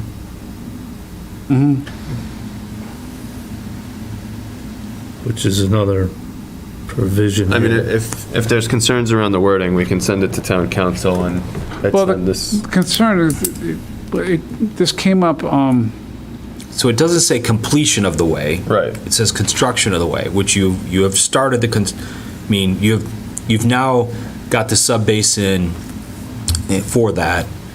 There is a gray area there I could see where it's not completed. You're going to bond it. I mean, Yeah. me personally, I would feel comfortable with the wording that the way you've now got it constructed, the basis of it is constructed. It and working with DPW, which is great. I know we were out there and we talked about possibly putting down the binder on that, but yeah, after. I mean, the language here is, it's saying the construction of the way and installation of municipal services. So you've begun the construction of the way. Yeah. Obviously, you can't complete it. You're not putting the base coat down or anything like that. You've done what you can to this point, and then additionally to that, you've brought water to the property. The next thing is to connect it. And you're bonding the completion of it. So is there any way, the reason why I'm kind of hanging on to this is, it came up last week because I closed on a construction loan. Up until now, I've been kind of funding this out of pocket with cash. Okay. But I need a construction loan to finish it. I don't have that kind of cash. So I closed on the construction loan last week, and they're holding up my funding over this. Oh, with this language? with that language? Yeah, it came Okay. up, like entitled, like 2 days before the closing, they weren't even going to close, and I said, look, this is something we've, got worked out, and, we're going to have a meeting coming up. So they went ahead and closed, but they're not advancing me any more money until, like, So then they need to have a conversation with our town council, because there's nothing that we as the board can do to modify this, okay. because this is standard across the entire town. Right. Right. Is there anything I can get from either the board or from Richard saying that I've satisfied? You have to get that from town council. Well, so kind of reverse back to that point is a review with town council. What did they send you something specifically? What they were concerned, like in writing what they're concerned about? No, I spoke with the bank's closing attorney, and then, of course, I went to the closing. They read it as that I can't construct anything until the road's done. So I'll try and explain to them what you just explained to me. Yeah, nowhere here does it say that the road needs to be completed. It says that you have to have the construction of the way. Yeah, which we have, yeah. Right, and Okay. then the installation of the municipal services. I mean, perhaps just a quick phone call from the closing attorney to you, Richard, would, if you don't mind, if I could have the bank's attorney call you. I think it's just about clarification. Yeah, clarification. And, It may be okay. Maybe they might, once we get the bond. Yeah. I'll get the bond tomorrow. Once It's just call me. Insurance. I get it from insurance. Once you get the bond, Yeah. then maybe they're going to I mean, they're not going to care about the bond at the end of the day. That has no bearing on them and the property itself. Yeah. They're concerned No, but that they we're may- not letting him build the house, which they No, can- I know. Maybe they're going to want a covenant release, though. I think I know what they want. So let's have a conversation with them. They might want a covenant release, like typically, you start the construction on the road, Right. and then you switch from a covenant to a bond. Okay. Then release the lot. They may want a release from this covenant for that lot Okay. for you or to construct. That's. All right. I Probably suspect that's probably what they want. Yeah. But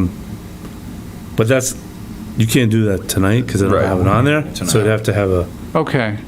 All right. I'm assuming you need the. Well, I'll take this to the attorney once we have it signed and notarized, because they're going to record it. They want to record it.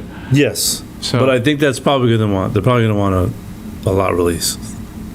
I'll double check. Right. Okay. And then if they have a question, I'll have them call you. I'll try and. Not that you don't normally want to do. Well, anyway. Yeah. Let me talk to. Okay. Yeah. Let's start there. Yeah. Okay. Yep. All right. Yeah. All right. So we'll go with getting this done, getting this recorded. Okay. But you have made significant progress Yeah. from where it was before. Well, the big thing was finally getting that foundation, Yeah. and then being able to move. Because we had, the cement trucks and the pumper, and just it was just a mess. Once I got that out of the way, I was able to clean it up. So, Rich, on the covenants, the only change you made was the date. Is that correct? Yeah, the date. So you changed number 9. You changed the date to June 30th, 2024, with DPW approval. Correct. Okay. Yep. That's what I saw. Well, Just wanna make- let me just clarify. There was one other change. I updated the reference in number 12. Okay. Because this would be a new so there was the covenant. There was a couple. There was a covenant from February, so this would be the new covenant. Right, and then we recorded the one in March. That was the one that just said, Right. but when the first deed out's going to say can't be subdivided. Okay. So that was addressing an issue town council brought up last fall. right. Okay. But I wanted to make sure to reference that. Yeah. The correct. Yep. Okay. Yeah, that was good. You got it because it was recorded March 1st. So we have 2 votes? So I think we're gonna end up. Well, I mean, we're gonna see if there's any other questions. But yeah, it looks like two votes. One is to The bond. One is to adopt the covenant revision as printed, and then the other is The bond amount. To establish the bond amount of $24,858. where's the- So why are we doing the bond now versus not doing one before? Was that? Like, we didn't do a bond before, but now we're doing it, like, I mean, you could have done it originally if you wanted. yeah. Okay, see, I thought the bond was to kind of release the lot, I guess. I don't know. Well, I think, it's a protective measure. Yeah. Right. Okay. But I'm saying we didn't need it before, but now we need it. No, it was always in there before. Oh, okay. I mean, there was a provision in there before, but now you're doing it. Right. Okay. We should have done it. Yep. Okay. So we are now. I get it. Okay. Yep. Sure. Okay, so any other comments from board members? Okay. Do we have any comments on Zoom or in the room for 10 MacArthur Ave? Yes. Yeah, Grab a microphone. Name and address. Maybe the green light on, it's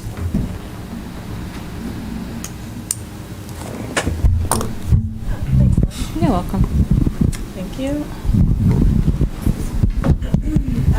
Lori Ginden, 73 Priscilla Ave. Can you just tell me the width from your property up there at the top to the neighbor's property? And I was up there earlier. I must have missed you because the fence wasn't up when I was there. Just like at the top of the MacArthur Ave, like where your stakes are to the neighbors, could you know that width? From my stakes to which neighbor? Like across, the neighbor across that's on the corner of Hunter and MacArthur. So there's two neighbors, each on The one in the corner. Well, they're each on the corner. If you're driving up Hunter, the one on the right, that abuts MacArthur as well. So if you look at Stakes to- You mean from the edge? Yeah, from your property line to their property line, where like the MacArthur Road is. Well, the layout from MacArthur Road is a total of 40 feet wide. Is that what the property line is from your property to theirs? Well, the layout of the road, the 40-foot wide section is going to become public.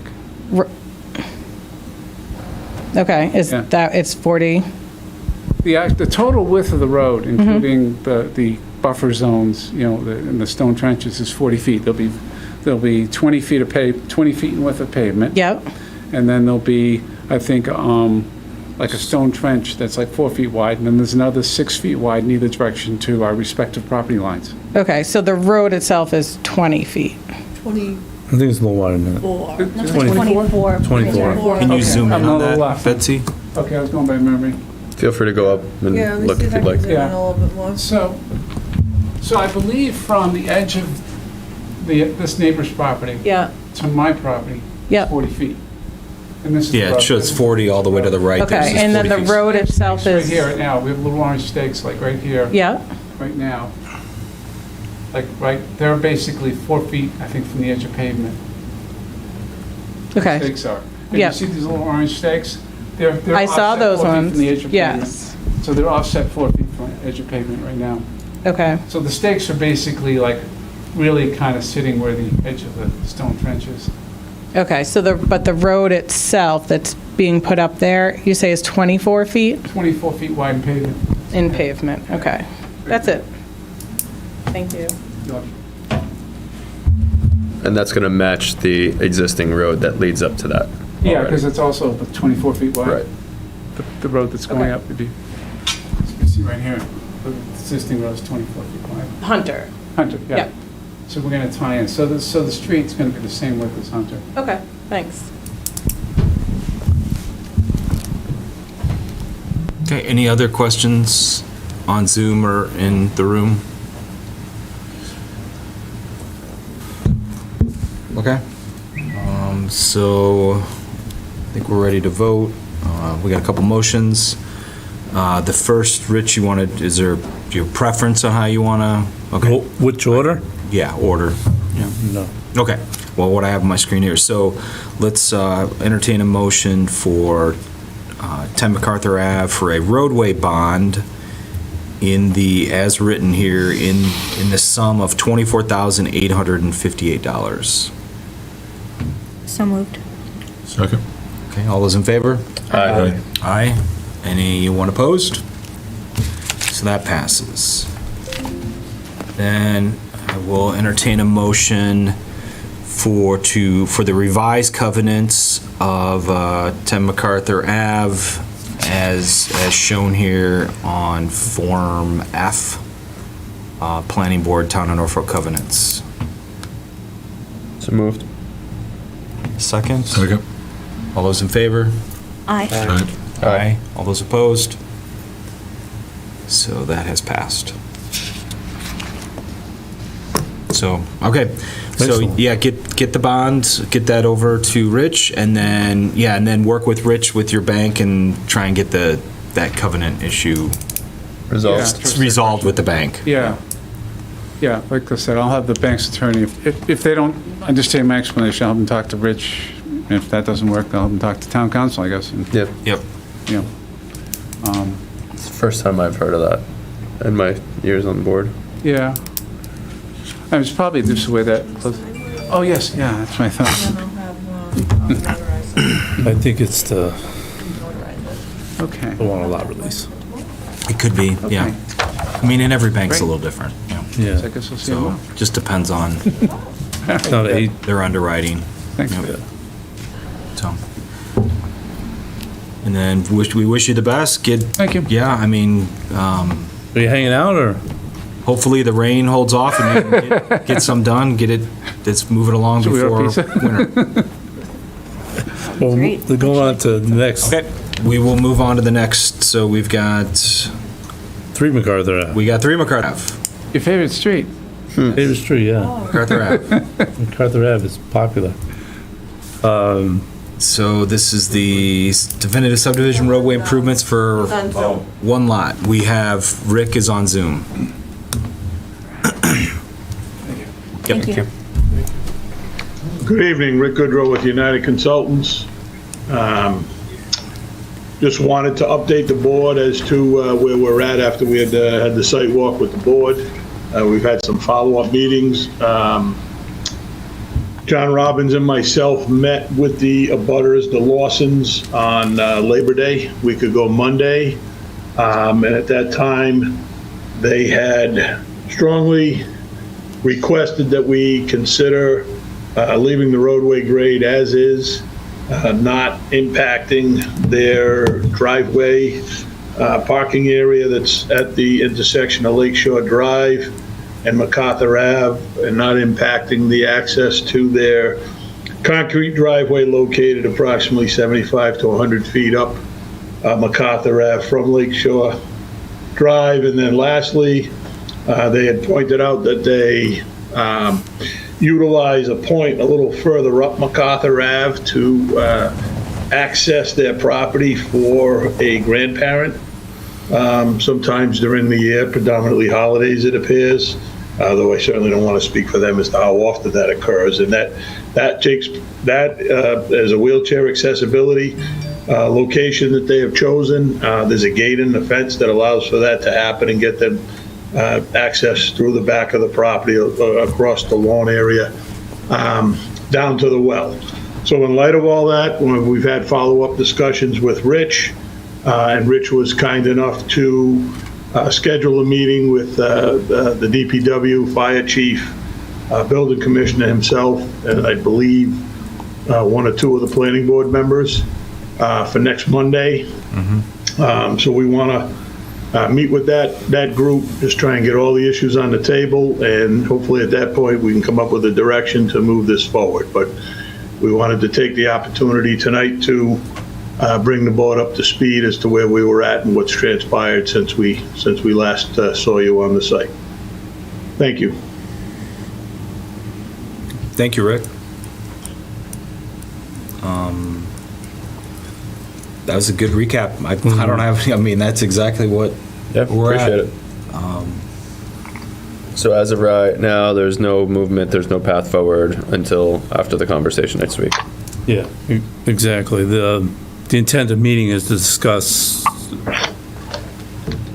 if there is I'll call it lower impact option available to be able to have something approvable that everybody could agree upon. So that's why setting up the meeting in terms of meeting with the fire chief, DPW, but then also in terms of having Mr. Bullock in terms of zoning,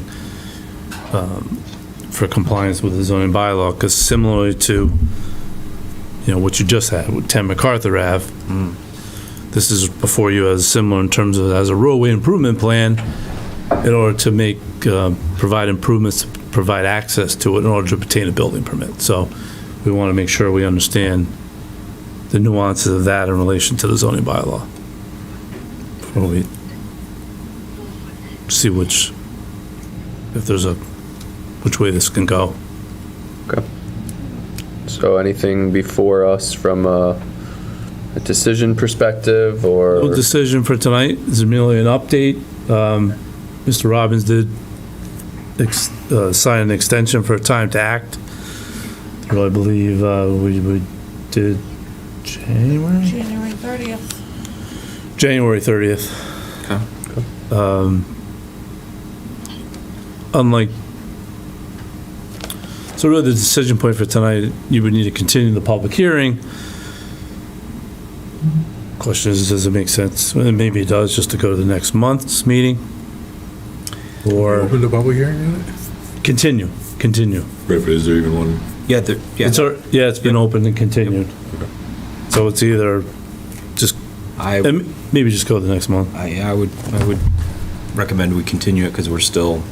Well, you have to continue, but I'm saying whether you go further out or just do Close it and make a month. decision if we really wanted to. What's that? We could. Or close you can it make a and decision. if we really You wanted could, to. there is an alternative. Yep, the option is close the hearing and then render a decision as well. Right. I would like to respect bringing the group together next week and having that meeting. If nothing comes from that, I'm very willing to make a motion to close and make a decision on that in the following meeting that we have in October. Yes, I would agree with that. I remain hopeful that we can come to a solution, a creative solution that is worthwhile for all parties here. But if we can't, then we will have to move on. Yep. We do have a question. Yep, can you grab a microphone? Just name and address and. Just need to turn that on for you.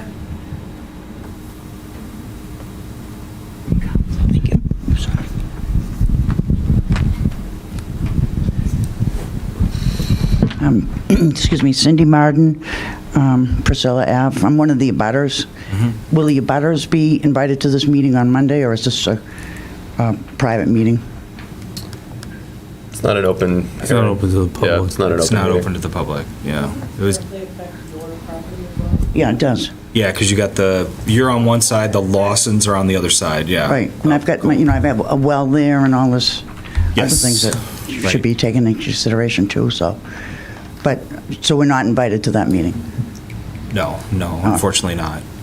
All right. But they Thank still you. have to come back to this board to. Yeah, so no decisions will be made at that meeting on Monday. It's really just a matter of getting the group together. Like Rich had said, the building commissioner, two of us from the planning board.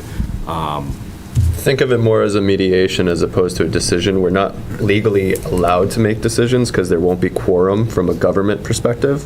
And as such, it's just to facilitate additional conversation between the two parties to understand if there's an opportunity for them to come to a common ground or an understanding of what could be possible. Then those discussions will be brought to light into the actual public hearing and read into record at that point in time, where you will be afforded the opportunity to communicate your concerns or additional wants or needs with regards to those plans. Okay, thank you.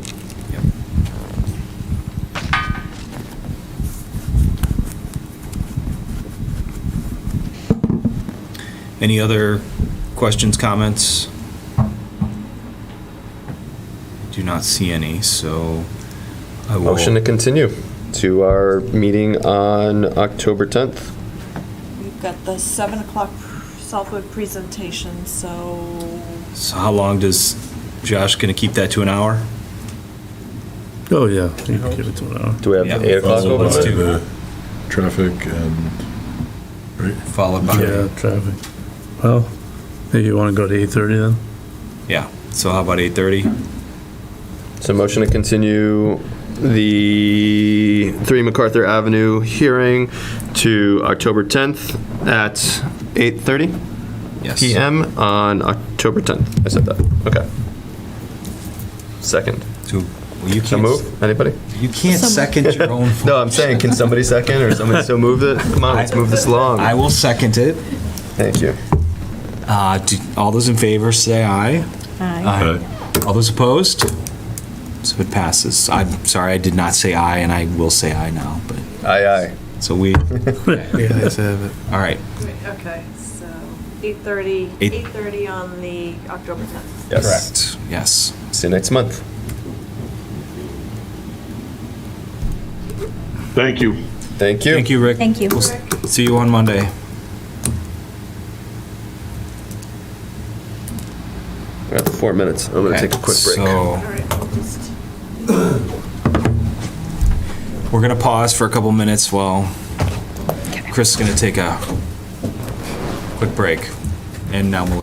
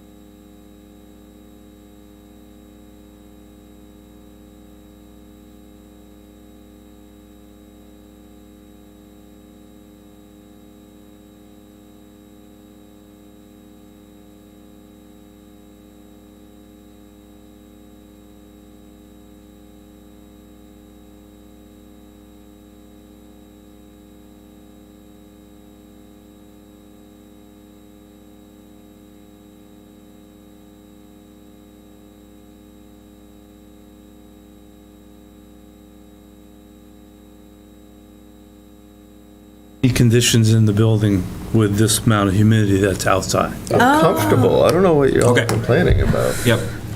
Okay, we are Caribbean in we are back from our quick little break.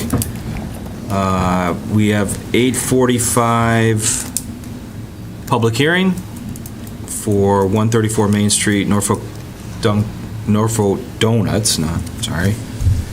This is a continuation from the public hearing that was opened on August 8th, 2023.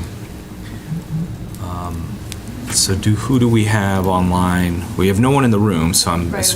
John's here. John Primpus. Here we go. Mr. Primpus, can you hear us? Yeah, I can hear you. Great. So we have our first sign permit, special permit with our newly revised sign bylaw. And Rich, do you have that permit you could put up? Yeah. So I guess, John, can you give us a quick overview of what you're looking to install and?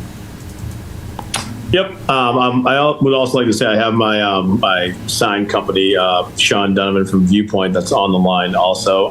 But basically, we currently have a outdoor exterior static board, and we're looking to upgrade that to a digital board based on what was approved at town meeting and also what was approved by the Attorney General. So this is going to be, instead of your static board that you have to go change, this is more of like a TV monitor. Is that correct? Right. And so is this something that, what are going to be like the hours of operation on that? Same as right now. It basically just, it comes on in the morning, then it dims after we close at 9. Okay.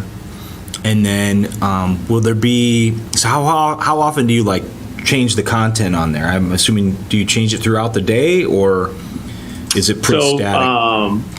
So it changes, pretty much it'll be mostly Dunkin' in the morning. The bottom right will be like an advertisement of like new products or promotional products, LTOs that are for the month. In the afternoon, that I think after 11 o'clock, it switches over to Baskin. Like, so it'll promote like Baskin products on the bottom right. But the other 3 boards pretty much stay static. And then once like a customer places an order, it'll basically just show the order back to the customer. Okay. Gotcha. So is there going to be any like continuous animation, like a... No. Okay. How many lumens are we talking about here? Sean, you want to answer that question? Hi, I don't actually know what the lumens are on these. It's basically a Samsung digital display, just like your television. How about foot candles? Come on. If lumens are an issue, you can dim it. I mean, so you can adjust the brightness of the screen. All right. No, that's good. Okay. Yeah, I mean, I have it in Foxborough. I've never really had anybody complain about the lumens. It like I said, it dims. It basically dims when we close. So it's not going to be any brighter than that floodlight we have right now. So the floodlight just basically illuminates the board right now. So it's not going to be. It's really almost a non-factor of the lumens. And the angle is essentially to the Parking lot. And then past that you have the train, and then in the back corner is the mechanic shop. Mm-hmm. Right. So no real detriment from a light pollution perspective to surrounding neighbors or anything like that? No, and no detriment to like people driving on Main Street either. All right. Do you have an elevation? Oh, yeah. So that's showing the canopy. mic box, yep. Yeah, I was just going to ask, is the canopy separate from the sign? Yes. It is, okay. Yep. Can you show them both, like, what do we got? Like, so this is that's the sign. Uh-huh. And so there's three panels. Is that right? What I'm seeing there, or is it? No, I think it's 2, isn't it? There's 2 panels. So scroll down. What was the other page then? I think the other one was a single. Yeah, that one. That single one is, this is George, by the way. I've had connection issues, so I'm trying to get a better connection. That single panel adds a pre-sell board, but we are not opting for that. That's just, Coates offers that. As you see at McDonald's, sometimes they have before the menu board, they have an advertising board. We are not doing that, but that's just a standard Coates cut sheet, but we're not doing that. Okay, so in this location, you're doing the 2 panels and then a canopy. Correct. Okay. Yeah, the canopy. So the sign, as far as sizing goes, it's pretty much what you already have now, right? I mean, I spend a lot of time. It's actually smaller. It's smaller, yeah. Okay. So in terms After of like hours. On you two guys had sides, said earlier about when does this change over, it depends also on the window. Like for instance, in August there was different products, and then now we have pumpkin. In a few weeks there will be like a teacher appreciation day. So it won't. There's no animations, but some new content might change based on whatever the promotion is. Like maybe there's a Patriots free coffee Mondays or something that might change from a Sunday to a Monday. So it's just things are not animating on the screen. And that's totally But fine. they do change the content, but nothing's animated. Right. I think it was really the frequency of the change that we heard from a lot of the homeowners and, the voters in town here. When we were talking about changes in the sign, it was, I don't want it flashing, I don't want it fluorescent, it's not, content changing over every hour or whatever it may be is not what they were referring to. It was something that was not. Yeah, and I don't know if John had mentioned this, but I know that for the ice cream part of the business, it changes over at 11 a.m. I think. Okay. Yeah, I did say that. And it stays kind of. There's like two segments, so there's a morning day part, and then there's that afternoon. So the ice cream stuff doesn't show up until I believe 11 a.m. So it's really kind of all Dunkin' on both sides, and then on the right side, I think it changes just to the basket on the top part. But that's it. There's nothing changing every hour. Okay. As far as like location of the canopy and proximity to the displays, you don't have an elevation showing them together, so paint me a picture. So, Sean, I guess I'll let you, I'll try to cover this, but then if I'm wrong, maybe you can interject. So basically where our speaker box right now is where I'm assuming that the canopy is going to go, and then the actual digital board is going to go where our existing board is, maybe a little bit further up on a concrete pad. Does that sound accurate? Yeah, that would be correct. So where you see the speaker tower now would now be the speaker canopy. Okay. And then where the menu board is will now be the digital display board. Got it. Rich, can you scroll down to the canopy? No, the foundational piece. There we go. This. Yep. So this is not currently in place. This will have to be constructed and put in place, correct? Yeah, we only have conduit right now running to that floodlight. So basically what we're going to have to do is we'll have our electricians pull a permit. They'll run a trench back into the building. This will be put into the ground, and then we'll run power to it. And then the board will go on top of this, and the canopy will go where the speaker box is, where there's already low voltage. Okay. How long, how much time are you looking to keep me away from my Dunkin's ordering window to get this done? We won't. We will still be operational. I mean, I would say maybe, I don't know. George, how long did Foxborough take to get in? 6 hours?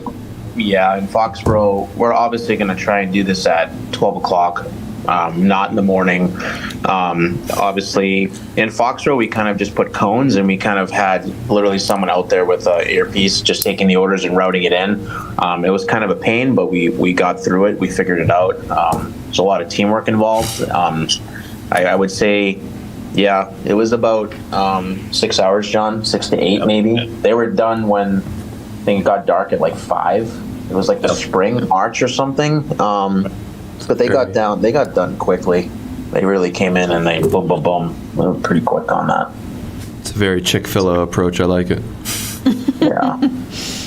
Yeah, I think we'll still be able to take orders. I don't think this is gonna be the problem. It's the only thing that might be a challenge is like if someone pulls up, we're gonna have to remove the existing board, then they just might not be able to see a board for a couple hours until the new one's put in. So I don't suspect any disruption.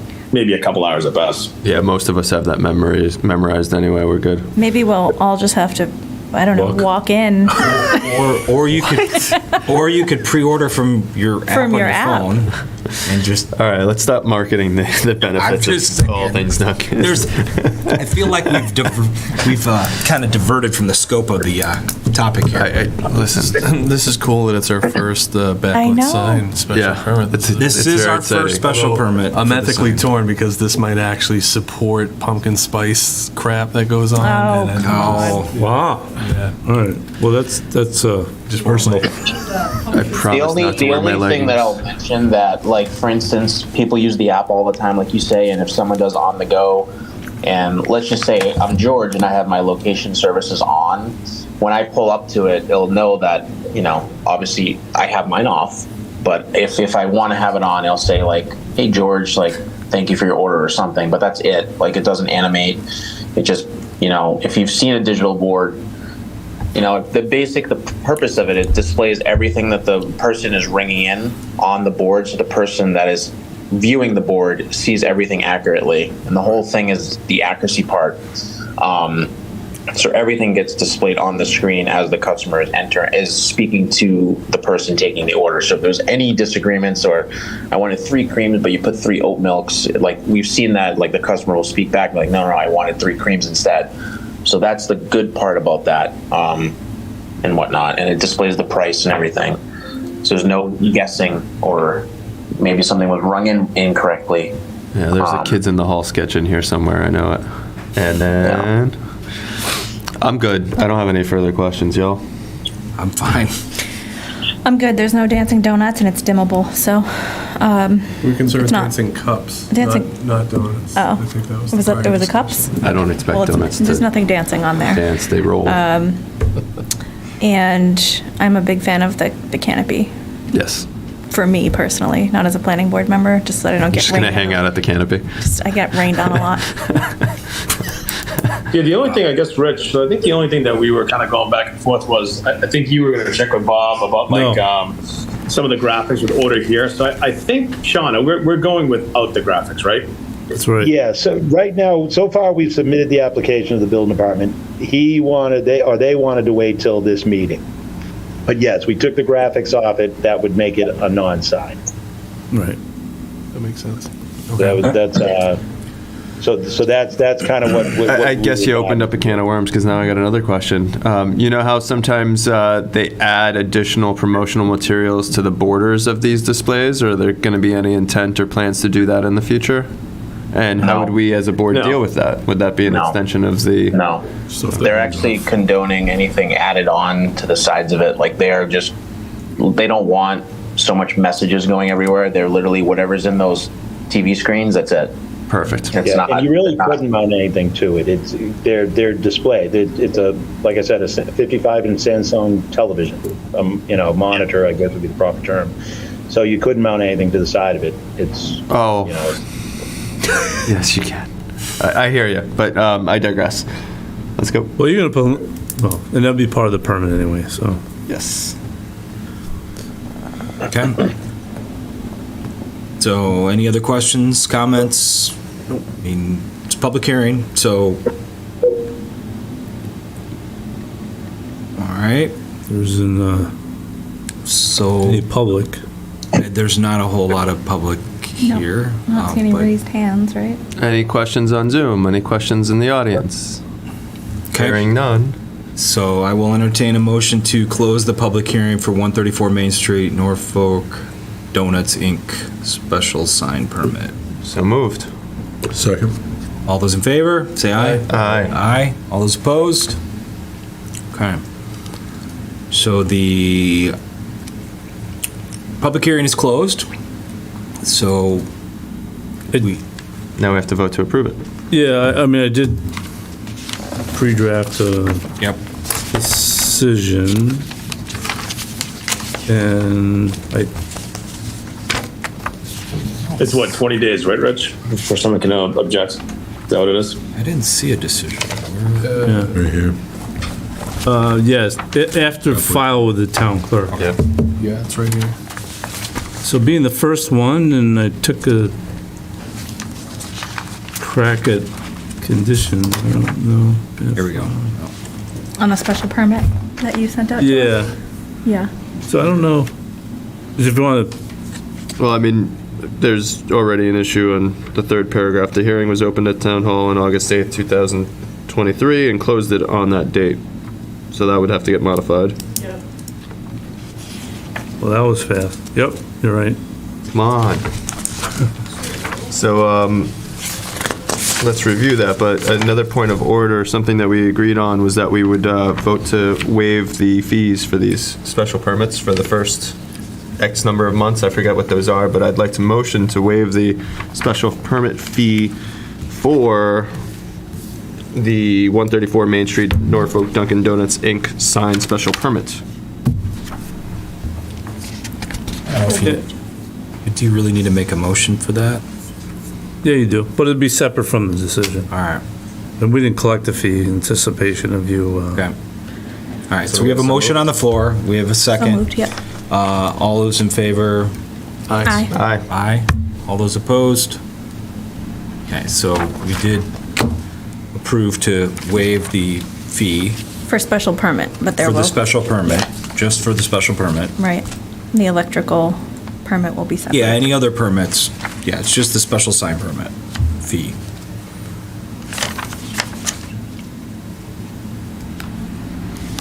Put in some, I'll maybe call it, not generic, but in terms of, which they already addressed, the thing will be turned off when it's. You said turned doors off or closed. dimmed? Dimmed. What is that? Is dim the equivalent of turned off? Is there a way to? There's no way to turn it off completely because they send, and I asked about this, like, for instance, in Foxborough, we have a Watchfire digital board on the street. The only reason to not turn it off is because Oats, which is the manufacturer that will do all now the content even inside very soon on all the Dunkin' boards, sends critical updates, firmware updates, and if we turn it off physically, it won't work. Gotcha. So we have the ability to, it basically auto dims given the light and everything. There is a feature that at least what I was told. It's just kind of like a brightness on a TV. You can put it all the way down if, or depending on the town ordinances and whatnot. I frankly wouldn't want it bright when the store's closed because you're wasting energy. So I don't see that being a problem. Franklin does a really good job. They have it very low. I've gone by their store. They just did a remodel with a digital board. So That's the one off of 140 near 495? I think it's right off the exit. Yeah. 43 or something. They just did their remodel. So their remodel is like, we're going to have the very same look in the inside. It's the same kind of paint colors and whatnot. Probably just change the wording. Technically, it wouldn't be turned off, right? Correct. We need. Yeah. Dimmed. It's pretty dim. Funny story, at that Franklin one, I was there waiting for them to open in the drive-through, and it went from like, can't see anything to when they flipped that switch, it was like 4 in the morning, 4:30 in the morning. Yeah. So one on lost King sight Street, right? for a couple of seconds. Yeah, it's right off the exit. Yeah, King Street. So it's like turning on the lights in the room when it's pitch black. Yeah, I gotcha. It almost has like a privacy screen. I don't really know how to describe it. That's what I thought it was, because from the street I couldn't, pulling in, I didn't even know if it was on or not. For condition But number I 4, can't speak on it if there's a privacy screen. I'm not sure. if there's a potential for that personalization stuff to show up on the screen, like, hi Rich, welcome back, or, here's your order, Well, there's that artificial intelligence is coming, so we're actually in an alpha test for Foxborough, so that's eventually coming. Oh, so That's right, like yeah. So 3 years. That's like many years old, though. That's not any time. That's just literally an order taker listening in and doing the same thing that the person typing everything in would do. But that's like, from what I've been talking to and people I've been talking to, they're not close to that because they need to make that. So I don't have an issue with this, right? I'm just, for condition number 4, if that were to happen, that technically breaks that condition. Right. Right, Well, and so just- we might and have just to the- reword that condition. Yeah, we got to reword that because as the order's being taken, the content changes on the screen. Right. So this number 4 says frequency 1 per hour. That doesn't work. The exception of the accuracy of order window or something. We did have some language in there, though, like no flashing. That's not flashing. I mean, that's That's not not how. flashing. Right. So, I mean, we have that language in Right. what was approved. We could just change it and, because it, The only thing it says, like when the employee hits store order, for instance, in our register POS, it'll just display it'll go to another screen, display the full total, and be like, is all of this accurate or something? Please drive up. It's 6:45. Like, it just goes to that screen. There's nothing flashing or dancing. It's just. I think we all understand. If you've ever that. been to a McDonald's, Coates is the sole supplier for McDonald's for about like 30 plus years. And if you've ever been on the digital drive-through of McDonald's, it's kind of the same thing. Yes. Yeah, we're more makes concerned with perfect the way sense. we wrote. Yeah, it's more with what we have in front of us for how we make this special permit decision and what the wording is, because we don't want to box I would just take you out, into the corner, and we don't want to box ourselves. I would take out that second sentence. Yeah.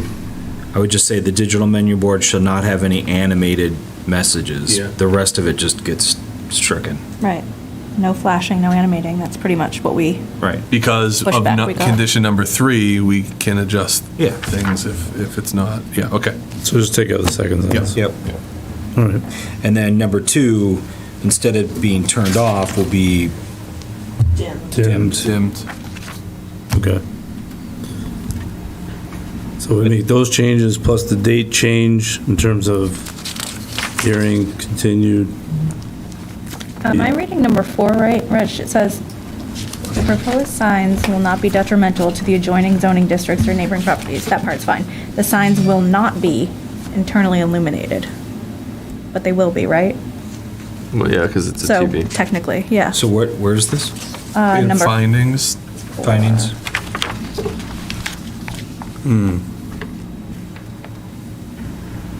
Yeah. I mean, I think, That's couldn't we wrong. just take that line out too? Yeah, strike it Because- out. Yep. Yeah, okay. Okay. I see what you're saying.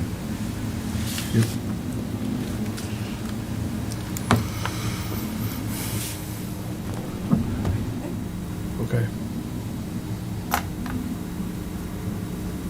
You- Sounds fine to me. You okay Yeah. with all those edits? With those edits, I think Yeah. this is a good special permit. So, yep, so going through in, kind of in order sequentially here, we're gonna change, the hearing was open on August 8th, 2023, and then it was closed on September 12th, 2023.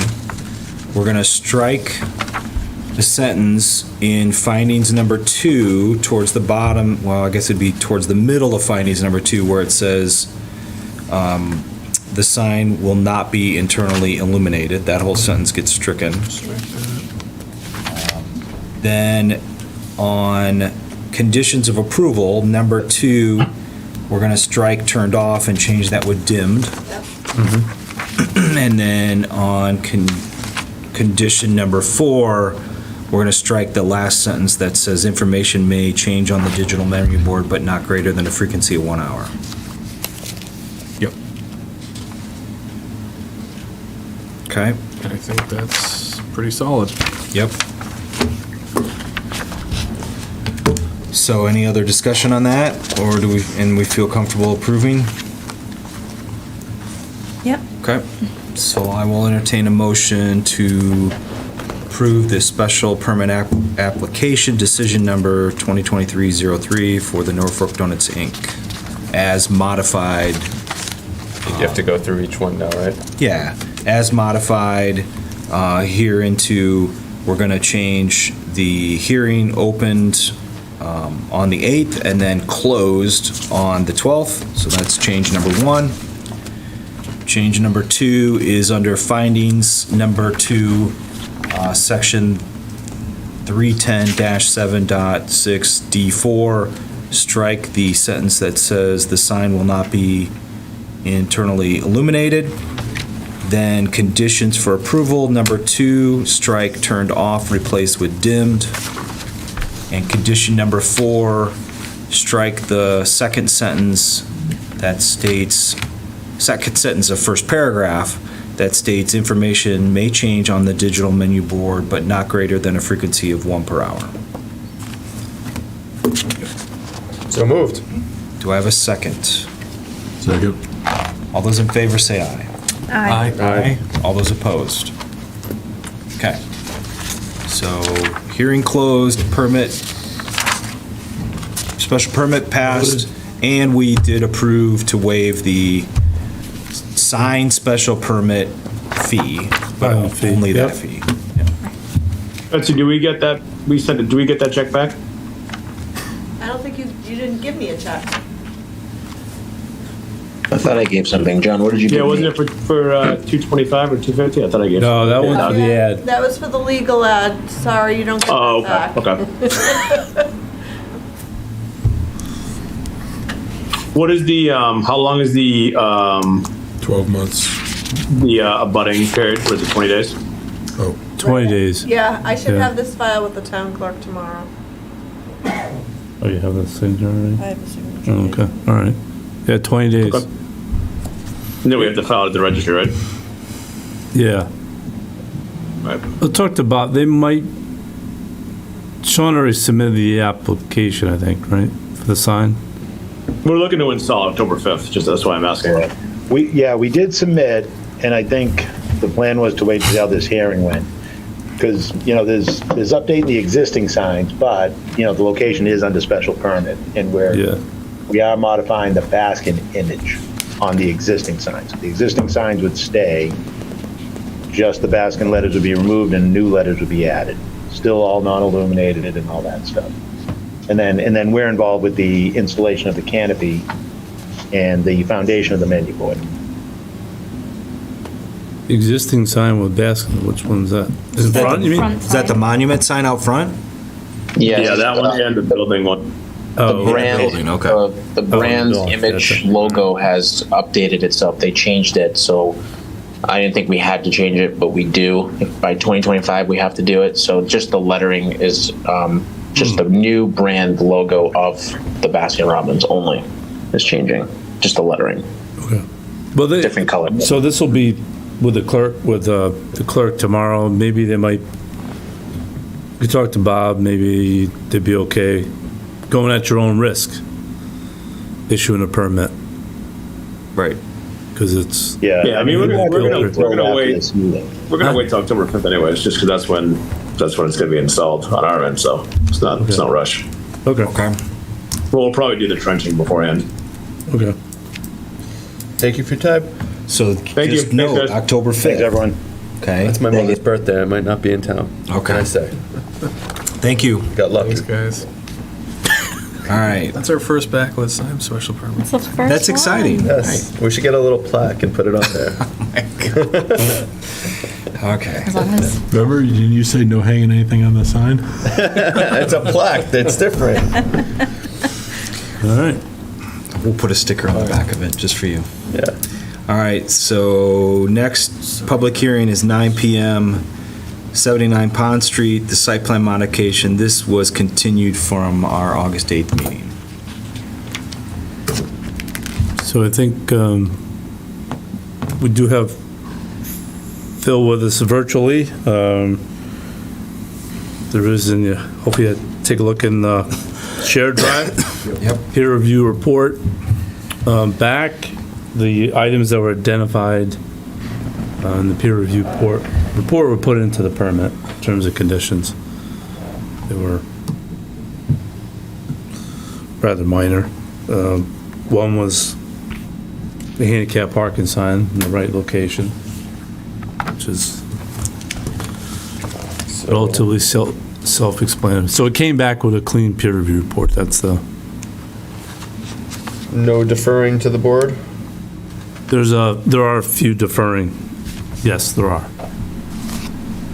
These are primarily existing non-conforming issues.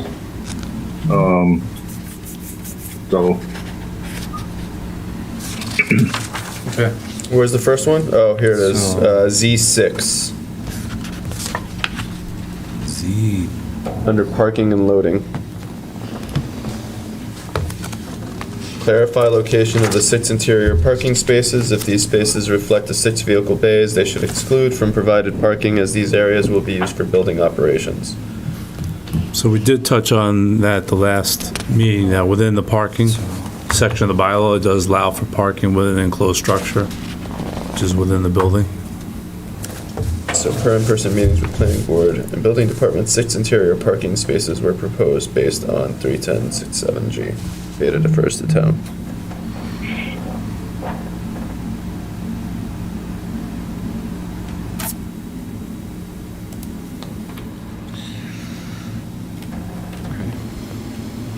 Yeah, we did talk about that at the last meeting. I mean, that's fine with me. Any concerns by the board? no. And next one is provide required sign designation accessible parking space per ADA MAAB regulations.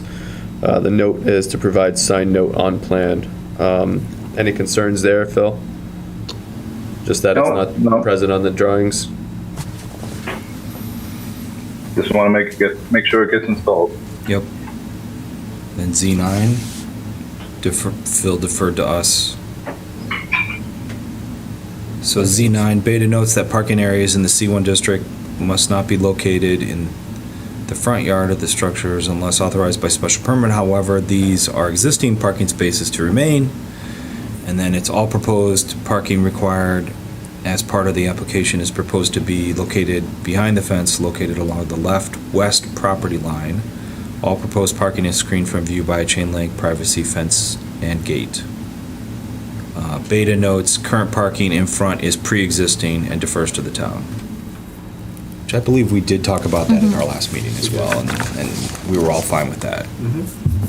Any concerns? Nope. C10 issue resolved. LA1, indicate proposed areas for snow storage. Spruhan Engineering has indicated areas for snow storage. Areas shown on plan will not be sufficient for this site. So that is more a risk. Oh no, there was another one. I think it's a pre-existing condition too. Yeah. I mean, there was one around signs and lighting, but I skipped. Oh, yes, Finish up you the did. landscape treating and we can go back. SL1. But So, snow storage limitation / issue, any concerns from the board? I mean, I'm not overly concerned. It's a pre-existing condition, and it's been there before. It appears they're not making it worse or better, so, I mean, it is what it is. Right, and that's a size limitation of the lot. All right, going back to provide photometric plan showing extent and intensity of illumination created by proposed luminaries. Owner would like to pursue a waiver in lieu of submitting a photometric plan for the proposed addition. During initial meetings with planning and building department, the request for a waiver was acceptable. Beta defers to the town. They have there is a specification for the lighting and the fixture type on there. You could pull it up if you didn't. It was the single wall sconce, right? Right. Downward facing light, so the whole reason for this is light pollution from the perspective of neighbors and abutters. Correct. Yep. I'm fine accepting and moving on. Any issues from the board? Nope. There's no residences around there, right? This is the C1? C1. C1. Okay. There are residents not in that area, but not near this building. Right, okay. Issue resolved. SW10. Provide log for the test pit that was conducted and indicate location in the plans. Information's already on the plan on sheet 2. The location is on the back left near the proposed system. The test data is on the same sheet bottom right. Explanation provided. Recommend including a condition that an agent of the town observe the excavation to confirm soils information. Agent should also confirm that construction was completed in conformance with the approved plans. So just a little explanation to that. Norfolk is in Charles River watershed. We are also conducting a phosphorus control plan for the town. One of the things we want to take advantage of is stormwater systems, private stormwater systems. We want to make sure that these are inspected and maintained on a yearly basis. But they also have to be, it has to be documented that they were constructed in conformance with the design. So that's basically the reason. I agree with Beta's recommendation. Yep, I do. And put that in as a condition. Yeah, we should put that in, and that also aligns with SW11 and 12 says same thing. So that just brings another one condition to mind. Before I forget, I wanted to ask that the board add it to the list of conditions, is that again, the requirement for taking credit for private BMPs is that it has to be inspected on a yearly basis. That's typically a requirement anyway in your operation and maintenance plan. So we would ask that a condition be included that requires submission of a inspection and maintenance report. It's their form. It's in their O&M plan already prior to May 30th, so that we can take credit for it in that fiscal year. That makes sense. So basically, submit a O&M report before May 30th annually. Okay. Annually in perpetuity. Correct. Okay. Okay. That satisfies those conditions.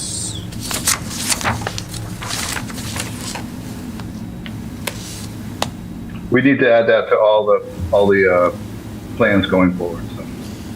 Indicate footprint of motor vehicle repair operations. This is SW20, including any exterior areas that may be used for repairs. All repairs to vehicles will be done inside the buildings existing and proposed. Beta recommends including a condition that all repairs will be completed inside the building. Agreed. Yep.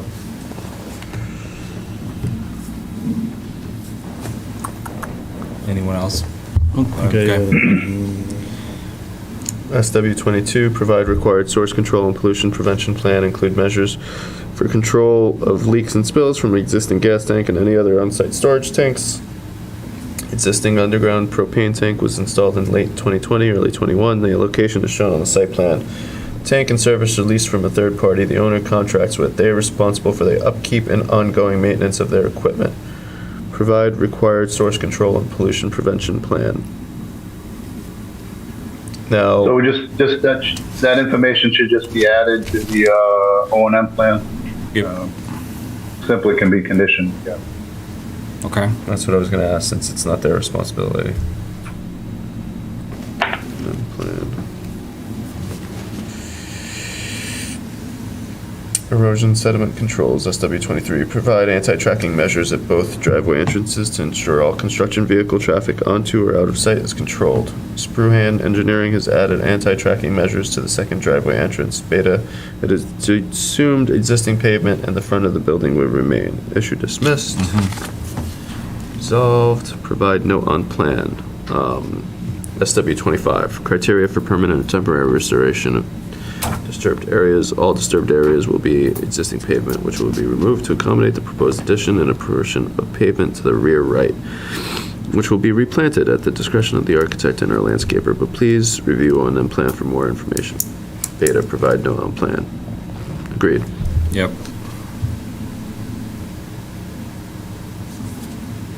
SW28 is the next one. Go for it. My mouth is dry. If the existing dry wells are part of the drainage system, provide an inspection and maintenance report to show that they function as designed. Response is as explained in previous points. The applicant will provide this information during construction when they are able to do on-site explorations. Beta recommends a condition to include that requires submission of inspection report of the existing drainage system and leachable manholes and any maintenance required. Okay, seems reasonable. The rest of that page is resolved, and that's it. Okay.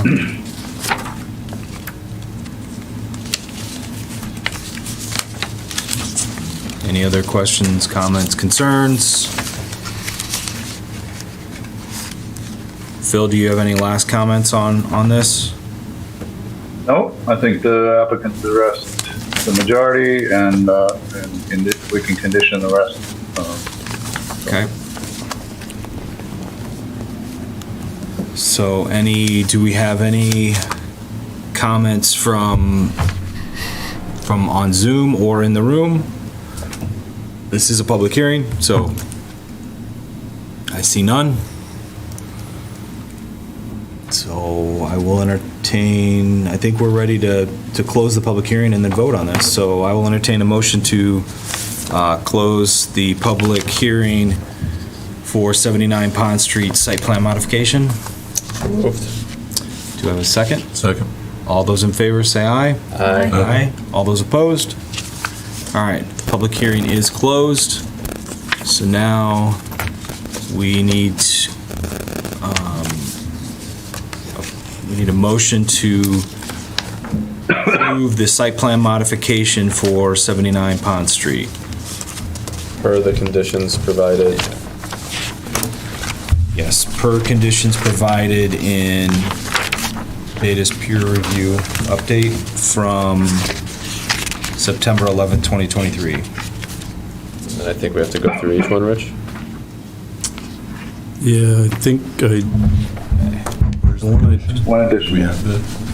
there's two, well, one that, so I don't have what Phil just mentioned earlier in terms of.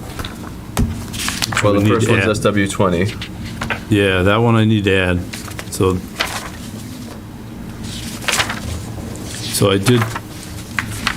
did include the handicap sign, I included the observation, excavation of soils, I included the inspection report for the existing stormwater and leaching manholes to be provided. You got the pollution prevention plan and the O&Ms? And then the inspection report shall describe any maintenance required. But I did not include what Phil, so we do need to add what Phil mentioned about the inspection reports on an annual basis. Yeah. The MS4. O&M inspection reports prior to May 30th. Prior to May 30th, right? On a annual basis in perpetuity. Perpetuity. So that's something that we will need to do well, for all the projects going forward. Right, as Phil said, all projects need to have them. Right. So do you want to redraft the decision and then we'll vote on it next time? I wouldn't. Or do you want us to approve based on amendments now and then? Probably go for Got a the strong latter. nod in the audience. I guess the latter would be based on amendments and then. All right, so why don't you write it up for us so we can read it properly? Yeah.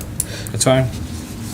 It's a long one. Yeah, there's a lot of moving parts in there, so. I think we're very close. Pretty close. So yeah. public hearing's closed. You'll make the modifications, float that out to us, and then we can review and. Come in and sign it. Yeah. Cool. So vote decision as modified per the recommendations of. Okay. So. 9/11. Right, which is what I, yeah. I'm sure you did, you started that. I started that. I Restate it? So I will restate it. So looking for a motion to approve the site plan modification application decision number 2023-04 per the modifications recommended by Beta on the September 11th, 2023 report. And then you want me to go into every single one of those, or? No, As agreed to by the board during as discussed and agreed to by the board. Yeah, that's fine. Okay. Perfect. So moved. All right. Second? Second. All those in favor say aye. Aye. Aye. All those opposed? Hearing none. We move on. So you will draft that up. We'll review. Yeah, And then draft up, send it, take a peek. Yep. Let us know. Yep. Feel like. Yep. The everything's easiest going. town meeting you've been to, huh? Okay. Appreciate you joining us. Thank you. Go the best without saying anything. It all worked out, right? Thank you, everyone. Yes, thank you. I'll let you know when that's all set and filed with the town clerk. Good, 'cause we're coming to the permit set in like 2 weeks, so I'll be right behind you. All right, sounds good. Okay. All right. So we are done with public hearings and appointments. We are wrapping up town planner updates. Rich, you got 30 seconds. Whoa, wait. 30 seconds. Yeah. You heard the chair, 30 seconds, go. Oh, okay, so zoning bylaw amendments for Fall Town. Yeah, We just already did one. Yeah, you did the other. I just want to Yep. hit the second one, which is the. Not aware of a second. No, I'm just kidding. I'm joking. Where is it in this list here? So it's accessory building and non-conforming structures. Yeah, why am I not seeing it? Oh, here it is, yeah. So, can share this. They have a copy of it in their packet, too. We do, Yes. All right. You guys are killing me. I'm over here trying to plan my next vacation now. Oh, Sorry. over there? Oh, yeah. Well, We have to look at the main screen. Oh, Look- Yeah, Refocus. look at the, Whoa, that's really small. But well, it's in our packet, right? Control P. It is in your No, what was it? Control plus. Control plus. Plus. Well, It is in the packet. It doesn't It's work right there. in You the have to. back, Yeah, I guess It's it the does work last there. 2 pages. How's that? It's getting there now, right? Much better. yeah, Okay. Chris, it's the last 2 Chris, pages. if you want, it's like on the last page of your packet. Smaller in front of me. Okay. All right, so I'll go through this with you. So on the top of that chart, since we cleaned the zoning up at the Springtown meeting, Yep. I'm just striking through the districts that don't exist anymore. Yep. So it matches up with the use table. Yep. And then taking what was the accessory dimensional requirements, which was in a separate section, and move it into the dimensional table. And so that's what's here. I am clarifying above stories didn't have height in there before, so we're just putting that in there. So you got height in feet. Yeah, That's we a deleted new. that. Yeah, we put height, and then we deleted feet, and then put in parentheses in feet. Okay, so then. So it matches up what's underneath it. Right. Equal. So. I mean, that's not. So. Okay. Yeah. If you see, it's consistent You got with shading on yours. I don't have shading on mine. Okay. shading. Well, you have shading where accessory buildings are. Then it's like Yeah, kind of shade that block out. Yeah, just a. So the row called front, is that in feet? Yes. So can you put that Well, I put minimum yard in feet above, and each one of them is minimum yard in feet? Oh, okay. front, Okay. side, rear. I mean, I could. But the other side and rear doesn't matter. So, Well, it sort of does. but height equal to height. It's fine. I'm just splitting hairs, I guess.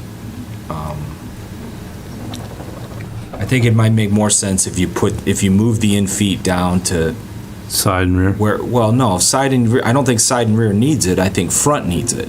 Okay. So I was being consistent with above, but I can change it now. But I think that is consistent with above by changing it. Because Because where you say accessory buildings, under accessory buildings, you say distance from principal building, then you just say equal to height. You don't have in feet, but So equal to height of the principal building, right? Is Right. typically what it is? right. Yeah. But that's let's pause right there. I want to talk about that specific provision. Yep. Because that was one of the things, I reviewed this with the ZBA at the last meeting. Right. And so they said, well, why do we have, distance between accessory building and a principal building equal to the height? Right. I don't know. So I did ask Bob. He wasn't aware of the origin of it. And so then some of the board members like, well, why do we really necessarily care about that? Between the principal and accessory. Aesthetically, it would be, like if it was on top, and you see this in some towns, like where either the garage or an accessory building is so close to the house that it's just aesthetically pretty undesirable.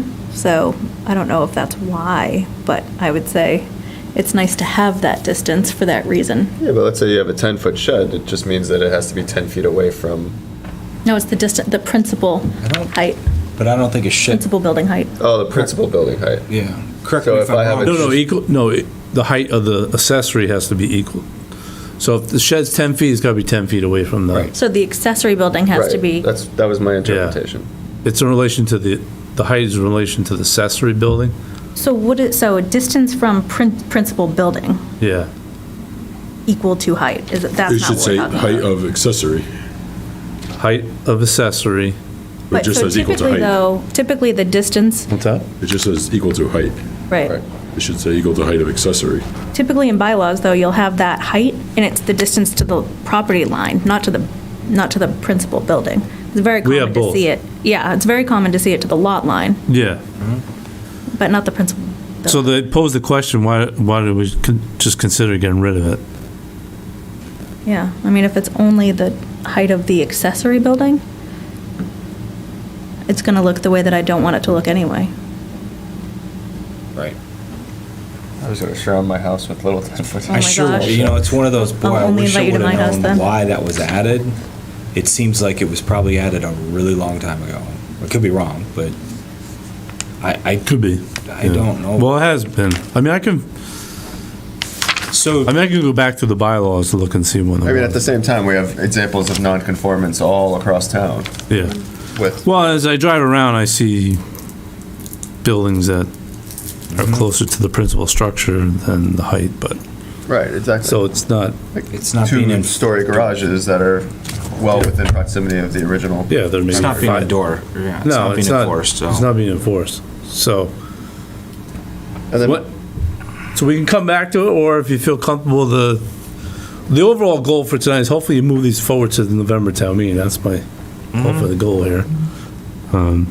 Yeah. But I mean, I see where we could possibly just strike that out and not have it.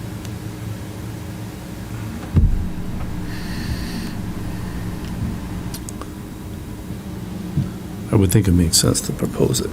So the other thing, in some respects, I think it makes sense to kind of, remove it, because you're actually forcing accessory structures more to the, it just creates more of a, doesn't give you as much flexibility in terms of where you locate the accessory building. right. You know what I mean? I'm just having trouble with the entire way the table is at this point. Like, if we have residence one, how is that related to the accessory buildings? Like, are we talking like, all right, so we have the primary residence, so that would be residence one. Maybe we should put R1 zone, parentheses. that means, Huh? not residence one, that's residence. R1. R1 district. R1 district. Okay, got it. That makes more sense. It should just say R1 instead of residence Yeah, one. 'cause right. That's That's a what's in good the other point. tables. That's actually a really good point. Yeah. This is a new term. Because I had the same, when I read this earlier today, I was like, yeah, what do you mean by okay. 1, 2, 3 residents? And Right, I'm I like, thought you were talking about that's like, the oh, R1 hey, district. like if I've got 6 acres and I'm Yeah. putting like 5 or 6 residents Right. on there, but I have a principal residence, like Right. Oh, yeah, yeah, I is got in you. relation to my principal residence. All right. Like So- family Yeah, I could compound. change that to match up with the use table. Yes. Yeah, the please consistency would do be so, good. 'cause, yes, I had the same thing, Chris, and then I was like, oh, I know what that means now. Yeah. Yeah. Okay. That took me a minute, but it makes sense. I was ignoring the Right. word district.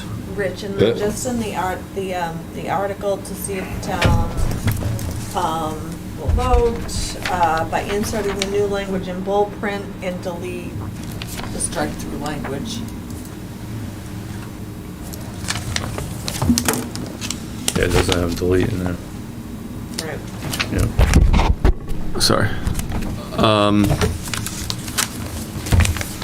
So let me look at, what's it say in the use table? What's it say? I mean, I'd like to do a little more research on this equal to height thing, but I'm leaning towards striking it. And so are we striking it from the distance from principal building, or are we Yes, striking yes. it from throughout with the side and the rear as well? No, just the principal Just the building. principal building for now, but But again, why in the side and the rear? Yeah. Good- What's that? Why in the So, side and the rear? typically, it's because you want to have some space between, like if you put a shed and it's right on your neighbor's property line, basically, like they don't want to look at the side of your shed, like it is in the city. But we have provisions as far as like where the shed can go in the side yard already. So you can get closer to the property line with a smaller structure for an accessory building, equal to the height. So right now, the side setback's 25 feet, Right. but if you got, So we have provisions for where you can have your chickens with regards to a property line, but not a shed. no, we do. Oh, sheds don't make noise. No, we do have it for a shed. But it's equal to the height, you're told. Yeah. Right. Okay. But with chickens, it's got to be like 25 feet away from your neighbor's property line. Doesn't that make sense? 100 feet? It's 100, yeah. 100 feet, there you Oh, go. wait, that's an enclosure though, Oh, that's an enclosure, right? Yeah.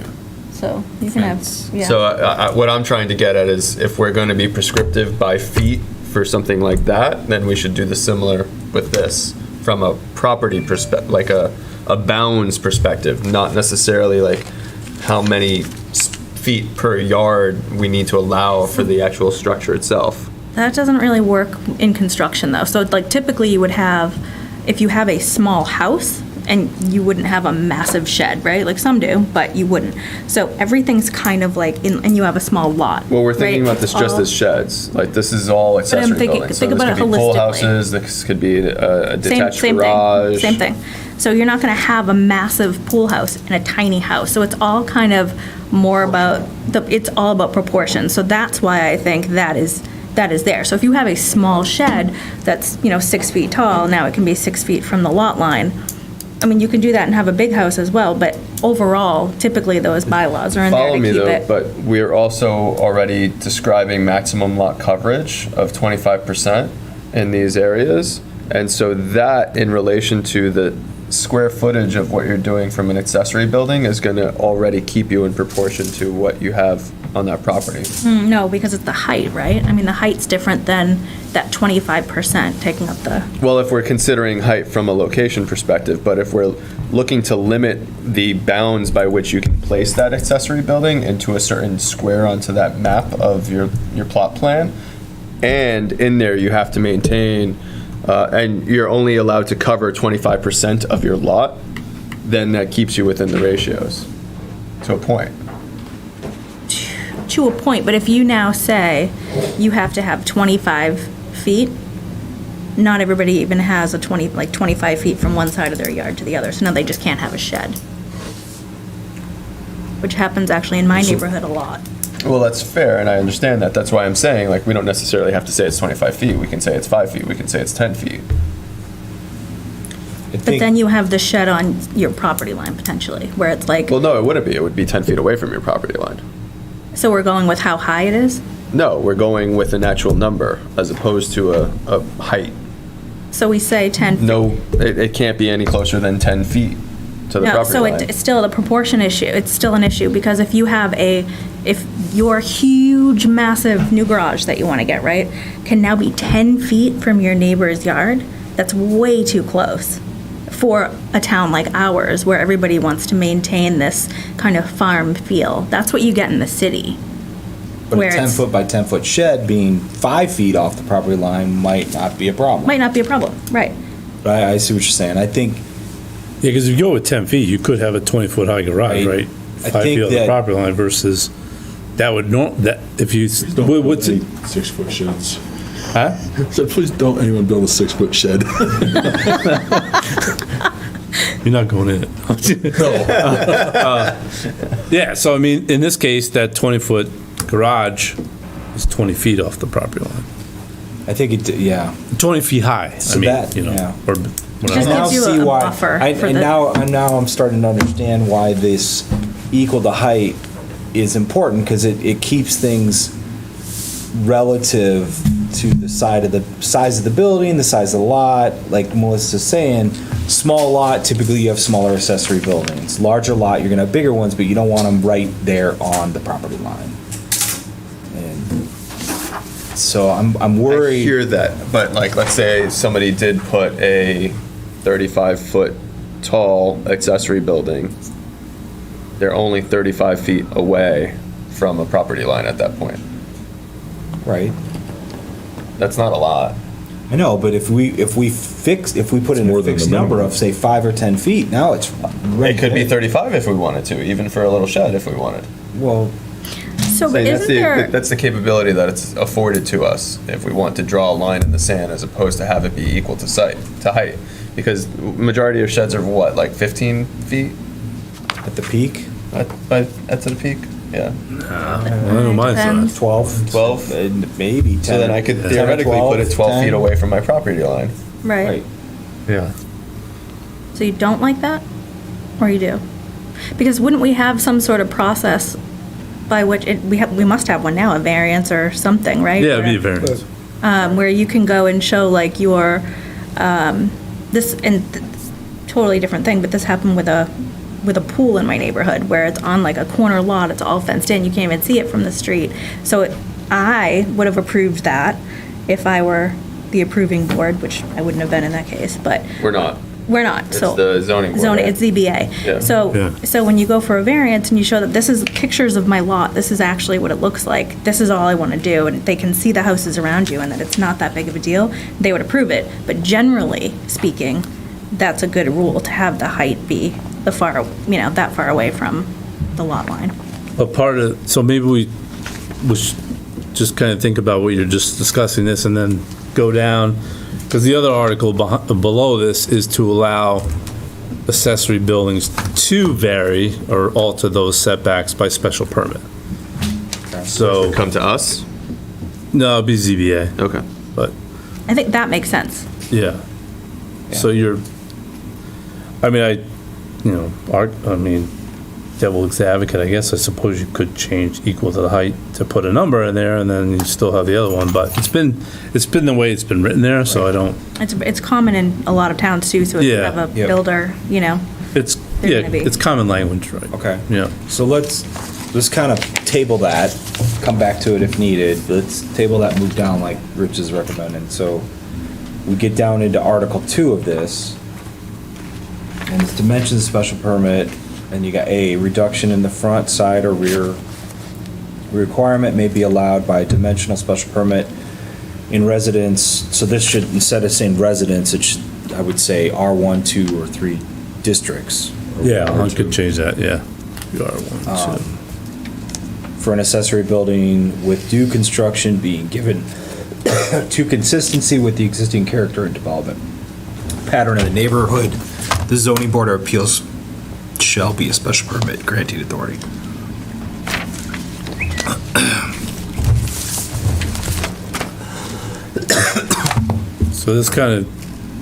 So this provision would get at, in terms of where we have seen, you have a house, right? So you have a lot that's, which we do have, lots of 200 feet of frontage. And you may need to accessory building differently because of on-site conditions. It gives somebody the flexibility to be able to do it. Okay. By special permit. And it's not a variance. Okay. And that's the big thing. So the standard is not, its impact on neighborhood, character, those are the standards in terms of that process. Which would then also help with the corner lots. Right. So then that would be a special permit. The existing character. So does the design review board come into any of this? Or is it just special permit through us? Just through the ZBA. Through them, through the Yeah. ZBA, okay. I mean, they consider design as part of their process, but it doesn't get referred out. Okay. Okay. I'm fine with that. Then Article 3, you're striking a bunch of language and then replacing it with enclosure, swimming pools, and mobile home. Yeah, and because we're taking the accessory buildings out of there. So then you're re-lettering. I'm retitling it. Retitling that section and re-lettering. I'm re-lettering it, correct. And that's it, in terms of that. Okay. So we allow mobile homes, right? Obviously, if there's a disaster, or as it says, I believe in there, a natural holocaust, which is what Chad and I were thinking, maybe we could modernize that language. But if there is, if there's a natural disaster or, whatever Right. it may be, and you need to now be in a mobile home on your property, you can be for a year, and then you can extend that if you need to. Yep. You're not allowed to do that, though, if you're, say, renovating your house and it's not a natural disaster, right? Does that issue come up a lot? It hasn't? No? Okay. No. Can we change that word holocaust? Yeah. Well, we could change it right now if you want. Yeah. Just disaster? Natural disaster? Natural disaster, yes. All right, I'll strike it out now. I don't know what a natural holocaust is, actually. I don't either. A holocaust is an all-encompassing disaster. Is that what it is? I think so, but Essentially, I just yeah. think it's better if we change it to Natural disaster? Yeah. Okay. I'd definitely put some wording in there around, construction for, modifications or similar to what you're saying, like renovations where it doesn't make sense for the individual to live in their home for the time being. I'm struggling to understand what those conditions would be. So if you buy a house, right? So if you buy a house that's like a total gut, Yeah. and you would have to pay for rent or 2 mortgages before moving in to your new home if you were, just renovating it, but quickly before you move in. Like I've flipped a lot of houses and we lived in them until we had our daughter. She's not going to be exposed to asbestos or whatever else, so I wouldn't live in that house with her. But being on that property and having, whether it's a mobile home or whatever, some sort of like mobile rental unit would be helpful. I don't know if that happens a lot in Norfolk, but I was just thinking when I saw mobile homes. Yeah, I think the intent of this is to keep the more traditional, like, flipper kind of individual from being able to do that and just bouncing around from different residence to residence as opposed to taking up primary residence and doing it. Yeah. Yeah, maybe. I think it's really more. I wouldn't make any That's changes really- unless, if Yeah. this isn't Not common, No, it's not a no. problem, I Yeah. would leave it alone for now. Right. This is really for unfortunate circumstance Right. to Yeah, allow, right. not like, oh, I'm gonna take that house and, consider gutting the whole darn thing, and it's not habitable. Right. I live on the property for, it hasn't risen to the point where it's in something here. Yeah, and I feel like I have seen a house being under construction, full gut, and the family was living in a mobile home, but it wasn't due to like a fire or other natural disaster in town. So I don't know how enforced this is either, to be honest. Okay. Yeah, could be. All right, moving on to Article 4. There was no title called non-conforming structures? That was an addition? But I don't see. No, there it. is. But it's bold. It's bolded, that's why. It's bold, so is that new? Oh, you know what? Or is that just not supposed to be bold? No, that should not be bolded. Okay. No. So that should not be bold. Yeah. Because it's, Okay.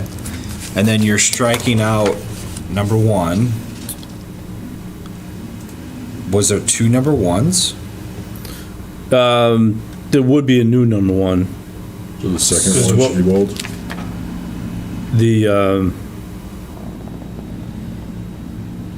I guess I just don't understand. You got 1 you're striking out, and then you're adding 1, but it's not all bold. Right, so Yeah. it's the but does not violate piece, those requirements to a greater extent than the original structure. I gotta zoom out and see the whole thing. Structure may be rebuilt, altered, or enlarged.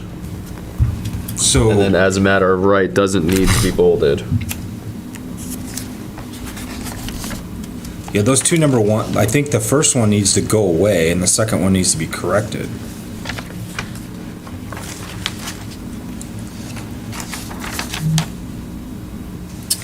Yeah, that's interesting, because then you also had with a special permit issued by the zoning board of appeals crossed out on the next page, but it doesn't appear in number 1. Yeah, it's something funky there. That doesn't make sense. I can tell you that, the alteration And then you got the same issue with bullet B. Yeah, the first one was like the initial language. Yeah. It doesn't follow the same pattern, like, hey, we strike out what we don't want, add bold what we want. Yeah, so let me. So it just needs to be corrected. Yeah, so the intent now would be, so if you have a non-conforming structure and you meet the setbacks, you can do it as a matter of right presently. Yeah. In number one. Okay. In the modification is you still can do it as a matter of right, even if it's, as long as it's not increasing that non-conforming, you can do it as a matter of right. So for example, we had somebody who wanted to take down the vestibule in the front of their house to rebuild a new vestibule, but because they were tearing it down and putting it back up, they had to go for a special permit. And it was no closer to the front setback, side setbacks, it was really remove and replace. Oh, I see what happened here. You had 2 in there, and that's why it's kind of messed up. So if you look at here, like the language from permit issued by the zoning board of appeals is up here as part of this one, and so there was a mismatch between 1 and 2 here. The rewrite was good, but the copy paste covered over some of this, and then this was recopied and pasted into here and then audited. So that's part of what the issue was. But where's number 3? There would be no more 3. See, that's not. So then we need a strike through for number 3 then. Yeah, gotcha. So, okay. All right, so Article 4 needs a lot of cleanup. It's because it's not following the, hey, here's what we're striking, here's what we're adding. It's just. Yeah, let me go back to. Okay. 4A, 4B need to be corrected. So I'm gonna go.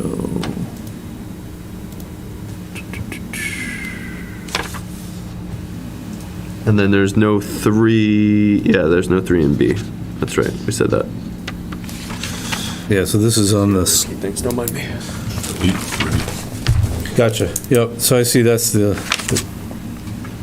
current language that's on the screen. Yep. Okay. Right. Okay. So that's pretty. Yeah, that can be. Just a copy paste error. Yep. Yeah. At the end of It's the day. fine. It's not a big deal. Okay, but I understand what your intent. The intent. I understand the intent. So it's just a matter of making those modifications. Okay. So, with that, do we need to circle back then to that table, or are we good with that?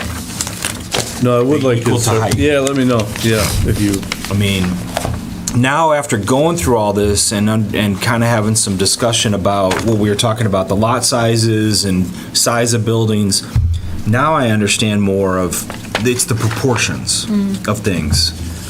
To me, that makes a lot more sense, and I would just leave all this in here now, but.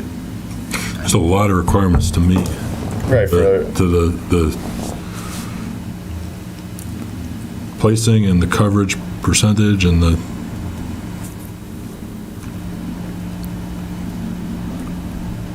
So none of that's changing, that's all staying. Yeah. You're boxing in limited places where you can put these things, I guess. The coverage issue really doesn't. What about the stories? So is that a maximum or a minimum? Maximum. Can we write that? That's principal stories, not accessory stories, right? Yeah. Yeah. Yeah, I can put the height as the maximum in Yes. there. Insert it. Yeah, that'd be a good idea. And then back to accessory buildings. Provided that we still have that out. So like, if I did want to put a garage, 15 feet away from my property line, front yard setback. Yep. Then we have that variance that would allow me to, I'd go to the ZBA and get approved. Special permit. Yes, thank you, special permit. Yep. Yep. Appreciate that. And if they approve it, I'm good to go. Correct. Yep. So I will add maximum in terms of height, add that in there. I'm gonna update the top of the table too to match the use Yeah. designation. And do you want to remove the distance between principal building? Seems kind of silly, doesn't it? Yeah. To keep it? I It's only going to be 10 feet. right. I'm indifferent. I mean, whatever you all feel comfortable with. I really don't have a strong preference. Yeah, because I mean, if let's continue with the garage. If I have a garage that's going to be 35 feet in height, and I have to put it 35 feet away from my house, Right. like from a property insurance perspective, it would be better for me to have it built closer and then have a walkway put. Yeah, or a little breezeway or something. Right, exactly. Yeah, right. And so like, that would be more beneficial to residents as opposed to forcing them to separate it that far and increase the distance of that breezeway for our height Right. distance issue. So I would strike it personally. I'm fine with that. Gary? Eric? I'm fine with taking it out. Okay. And then the only other thing the only reason why I have an issue with the minimum yard is because I'm thinking about it from the perspective of now my shed has a yard, a front yard, a side yard, a backyard, and that's my concern. If we treated this more as bounds, and again, it might just be me playing semantics at this point in time, but I'm failing to see my shed as a property, as a dwelling that needs to maintain yardage. That's my only thing.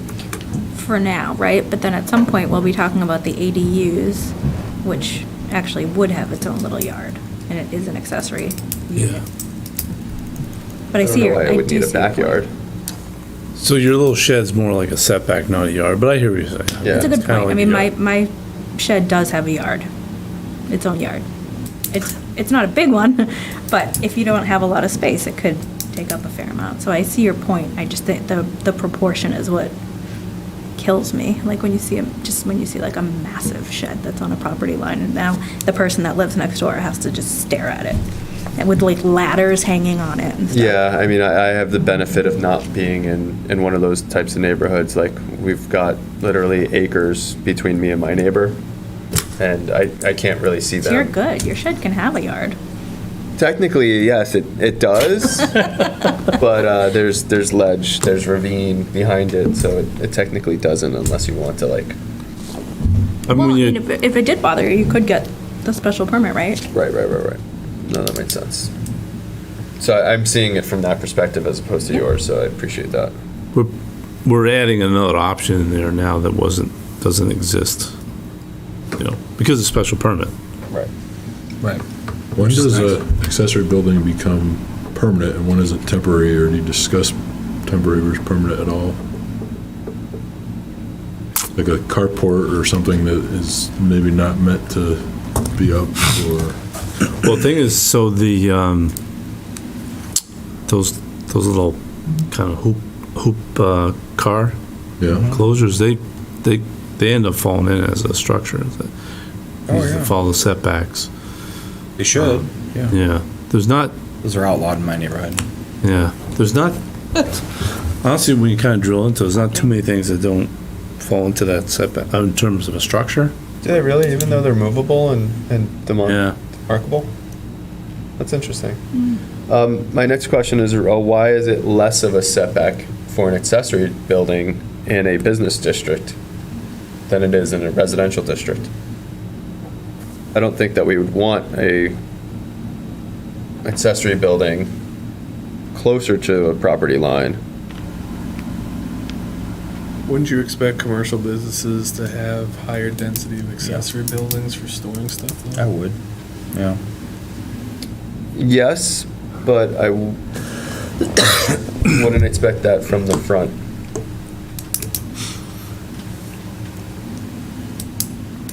They get a higher percentage coverage.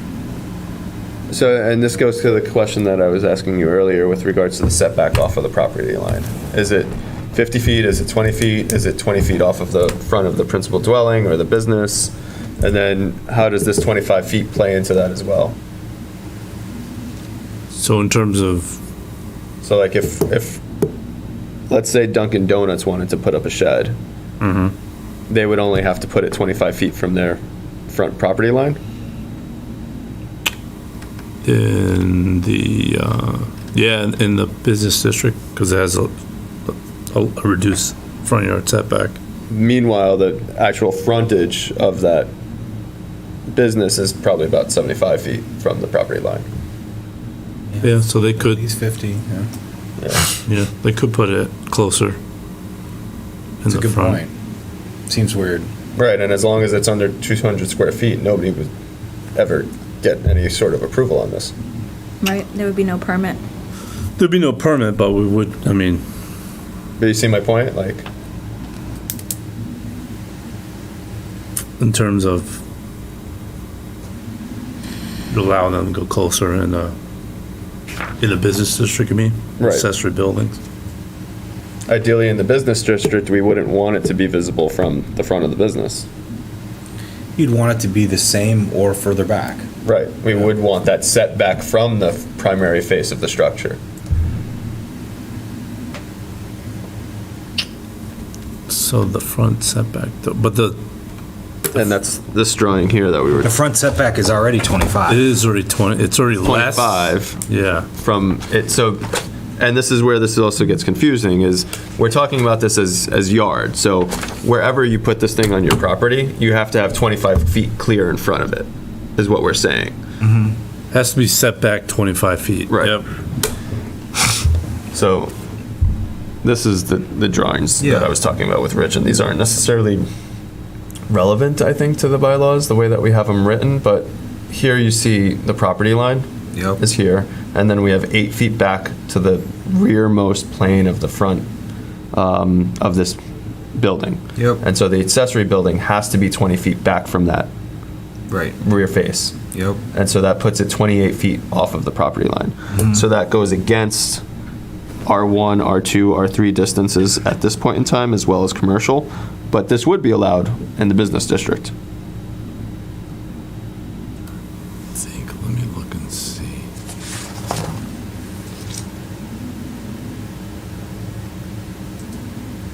And I don't know where these drawings are referenced from, but they are appendix to our bylaws. Yeah, let me look at And so, you know, this is just showing more things that aren't kind of like matching up across our documentation, unfortunately.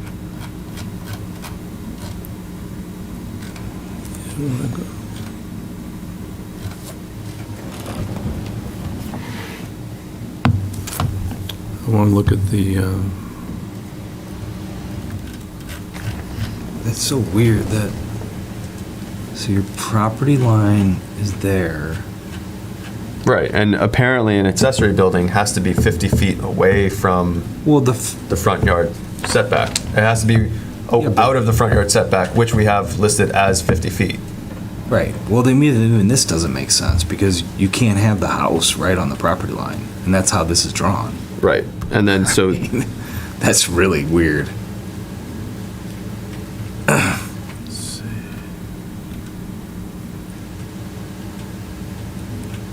I'm looking through to see if that's referenced in the, if that's supposed to be a diagram for the. Right now, it's 50-foot setback on the primary residence, 50 on the accessory, and match is 25-25. But this, you're right, this drawing is not. And this could be for, you know, B1, if this is the multi-use. Yeah, but that's not what it's saying. I mean, yeah, right. But, yeah, so. That's what I'm looking now to see in the B1, if that's. Because this doesn't reference, this only references business zone 3. Right. Which, the proposed changes? The table, yeah. Yeah. So, you know. Well, and see. We need to bewilder the point any further. I think there's some research, Rich, that has to get done in order to continue to have this discussion. But it's a fun can of worms that we're opening up here. Are you, do you think? What's that? No.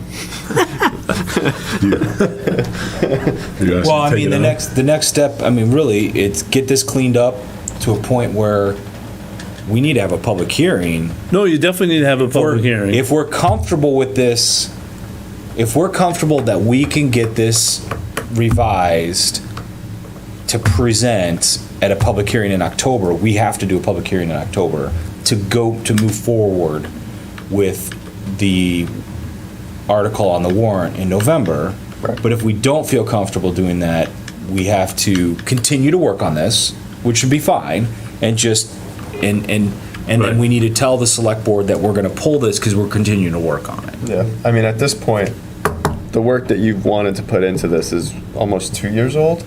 Is that fair? Yeah, could be. Probably is somewhere in that order. A little over a year. Yeah. So I Year and a half. I want to help push this across. I don't know what it is that we don't know that we're going to affect as a result of it. We could. I also feel there's a lot of good changes in here that would be beneficial to push across the finish line.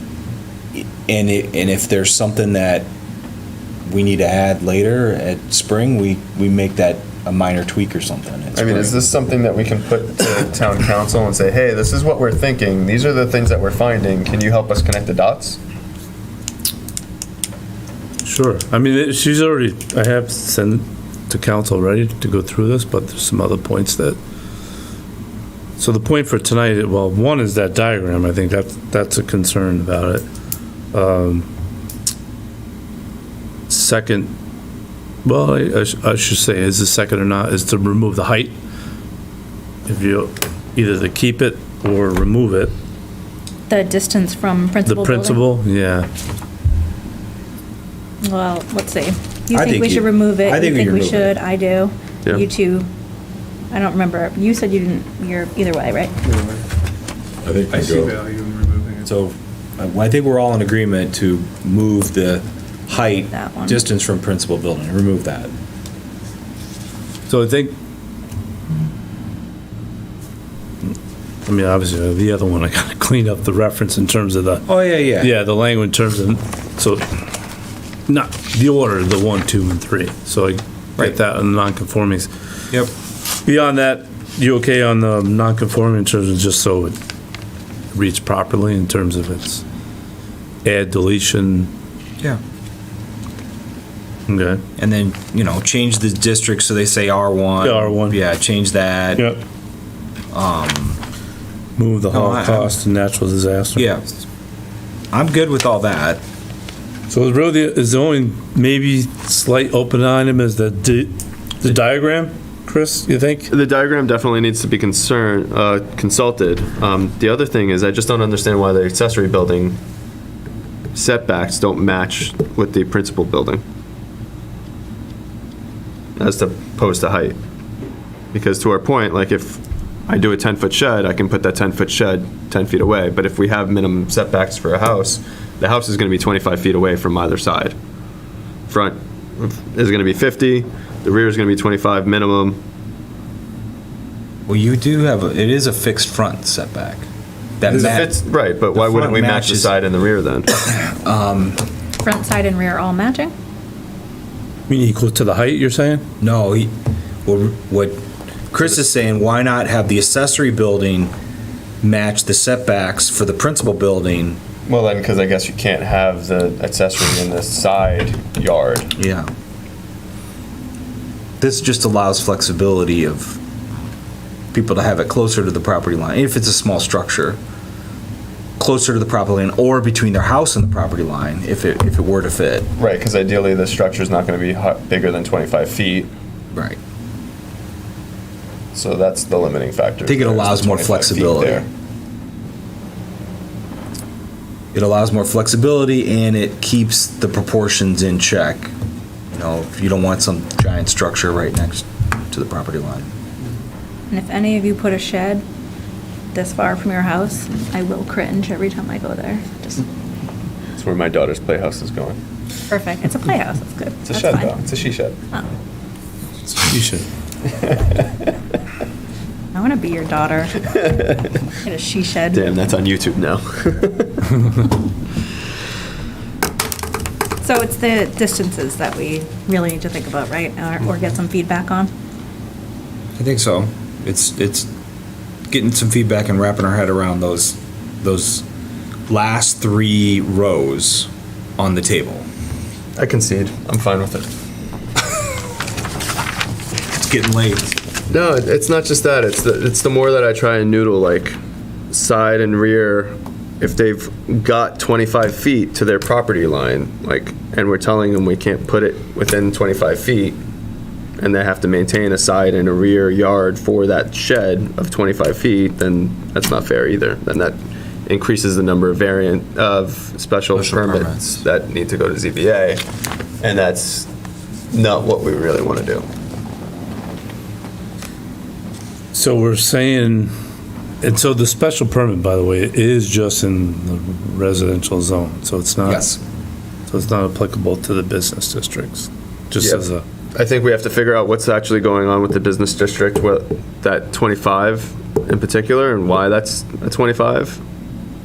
And then kill the equal to height from a distance from principal building. We'll keep the side and the rear. I'll shut my mouth on those. In terms of the equal to the height? Right. Okay. The business ones haven't been an issue in the past, right? No. No. Okay. Because I actually am on board with you, Chris, now, where I'm like, 25 feet, what does that mean for a business? But if it hasn't been an issue, Well, and it's just set to match the current building setback. But like Chris was saying, Duncan's is right? further away, so they theoretically could put a shed in the front yard. So but that's weird. But that's B1. And that's B1, and we're not, we're effectively, in Right, this right. table, we're Yeah, talking yeah. about B3, which is. True, my bad, that is in B1, yes. The I think I could look on the map. The Dunkin' Donuts that's in the Route 1, is that C3 or C1? C1. That's C1. That's C1. So that's also excluded. So this isn't applicable to that either. C3 is which one? Yeah, I'm looking at the map now. I'm just trying to see. Why aren't we including those zones in this table? We're not doing that tonight, but that is kind of the progress. Yeah, I see where he's going. I know where he's going. Not gonna say it. No, Where is he going? Where are you going? Why aren't those Why aren't we? zones- Why are we If we're gonna including all do of this, why don't we do it for all of it? Right. It's kind of the, no, 100%, he's right. I know what he's talking about. To move, dimensions, everything's together, just like we did with the use table. There is the movement to get this. Oh, I think it'll be a question you get from advisory. Yeah, for sure. Definitely. Yeah, why are we not doing it all together? We doing all of it. Let's table it till spring until you got it all. Yeah. It's very possible that's what their feedback's gonna be. Well, if that were and you're right, it's a possible outcome. I guess I would say then I would just move forward with the ability to do a special permit for accessory buildings. That one, I think is important. It has come up. Right. Right. And people have been going for a variance for a shed. Right. And, That's silly. And it's just, it really doesn't, well, first of all, it doesn't really meet the standard. You know, Right, all that time, all the board members for a shed. How does this solve this, though? You can go for a special permit. Because that wasn't in there. Oh, because it got it. Yeah, we're just creating, so that's a special permit option Makes for sense. accessory. As opposed to, got it.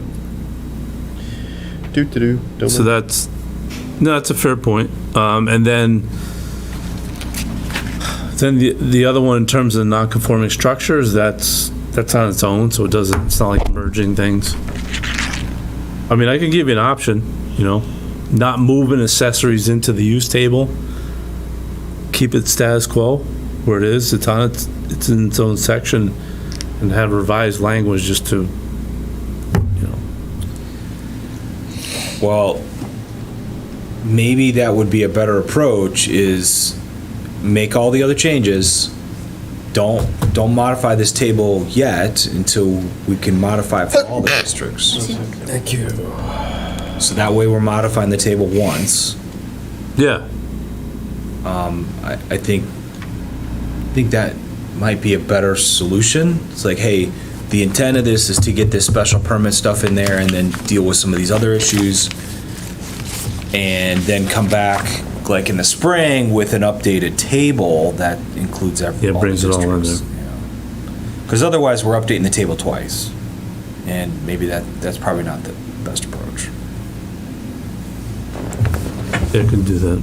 Yeah, that was the direct. And then the argument, I guess, is, well, why not just come back with all of it in the spring? And our response would be well, because it's very important we get the special permits language in there now, because it's a constant battle. And the non-conforming as well. And the I watched non-conforming, one of yeah. the ZBA meetings, and they had a fair amount of just for either rebuilding a house that was already there or that front vestibule that was already there. Right. You know, so Yeah. that Right. seems pretty straightforward. And it literally is, it's impacting residents trying to It do. is. And costing them a significant amount of money to do stuff. Right. So those two items are extremely important to The get special done. permit and that, yeah. I just think if we're going to update the table, we should do it once. And instead So I'll rewrite it so it's up based off of not updating the table. Okay. Okay. So we include the other districts. And then, so modify it, float it out there so we can look at it and opine on it. And then I think we're still comfortable then with having the public hearing in October for this. Minus the table. 90% of our discussion was all about this table. Right. So I think the rest of it, we're all, sounds good. I approve. Okay. And can I close the loop on the fence height? Sure.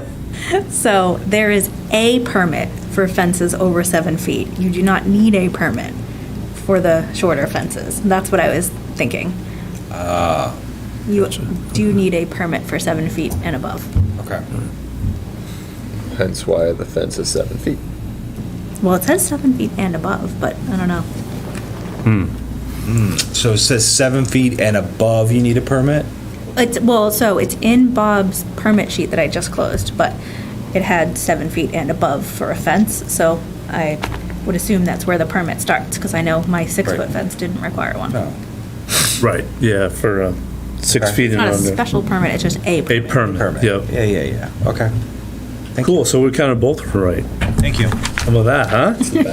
That's the best. All right, so, Nice. so we'll have public hearing, so Betsy, you'll get that, all the public notices that we need to get out for that for October.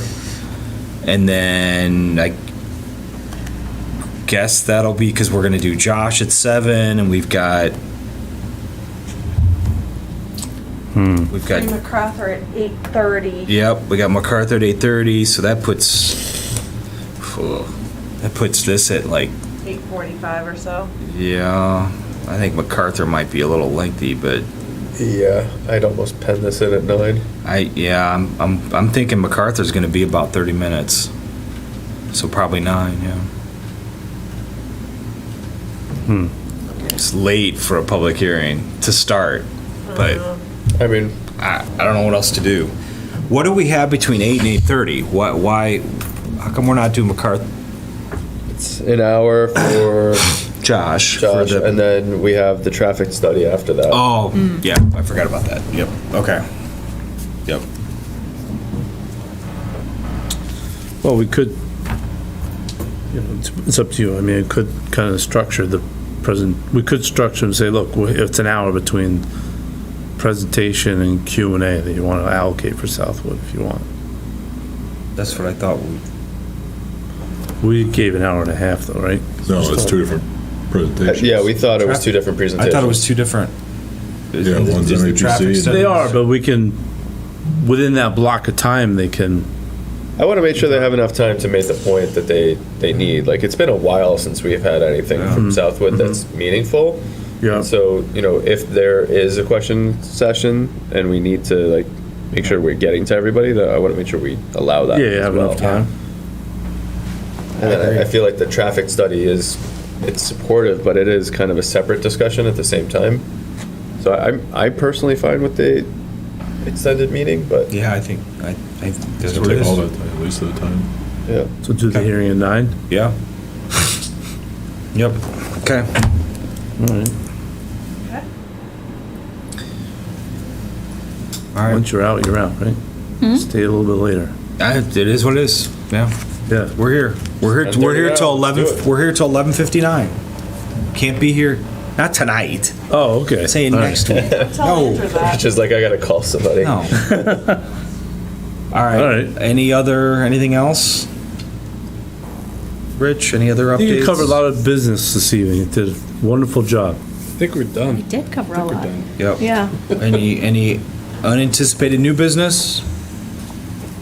No. I think you mentioned something somewhere about MBTA communities. Are we gonna get an update on that sometime? We do need to, we should pick maybe either a special meeting or agenda to talk about the drafting of the language for, There's some new guidance recently. yeah, they're still noodling it to new guys, because I did ask, because, in terms of, I guess, update. So after the presentation that you have from Howard Stein Hudson, there was new guidance issued for housing choice that said a community that had mixed use, by right, the housing of part of mixed use was allowable. I ran it by Howard Stein Hudson, and he didn't say it really made a difference to Norfolk, so I do want to get a, Interesting. I thought it was specifically noted as not allowed. Yeah, but the new. Yeah, that was Well- the new guidance, was that it was allowed. so it was specifically guided that way, and then so many, I'll call them the first wave of, in communities that are the rapid transit ones, are like, wait a minute, you guys have been mixed use, blah, blah, blah, blah, they really pounded back at like, why are you not allowing this? This is what we've been For the advocating towns for. that just, even just decided to not adopt housing choice, right? Yeah, I mean, so some already had it in place, right? Right. So they're like, well, they're arguing that we already have it, so what, we don't have to make a change. Right. Because we have it at those densities already. The thing I did ask Jeff, I need to revisit it, because he said it really didn't make a difference to us, which I was still not understanding why it didn't help us, actually. Because we do have it. Huh? They would need to hear from him again. You do. So, I think probably December would be a good meeting to put housing choice on, to draft, good. Yeah, right after town, yeah. Yeah, right after town meeting. Okay. Yep. Sounds good. And I did put in for technical assistance in terms of doing the fiscal impact analysis, or housing affordability analysis. I haven't heard back yet, but. Okay. Sweet. Good. Thanks for reminding me. Yeah. All right. Anything else? That's it for now. All right. So I'll entertain a motion to adjourn. So moved. Second? Second. All those in favor? Aye. Opposed?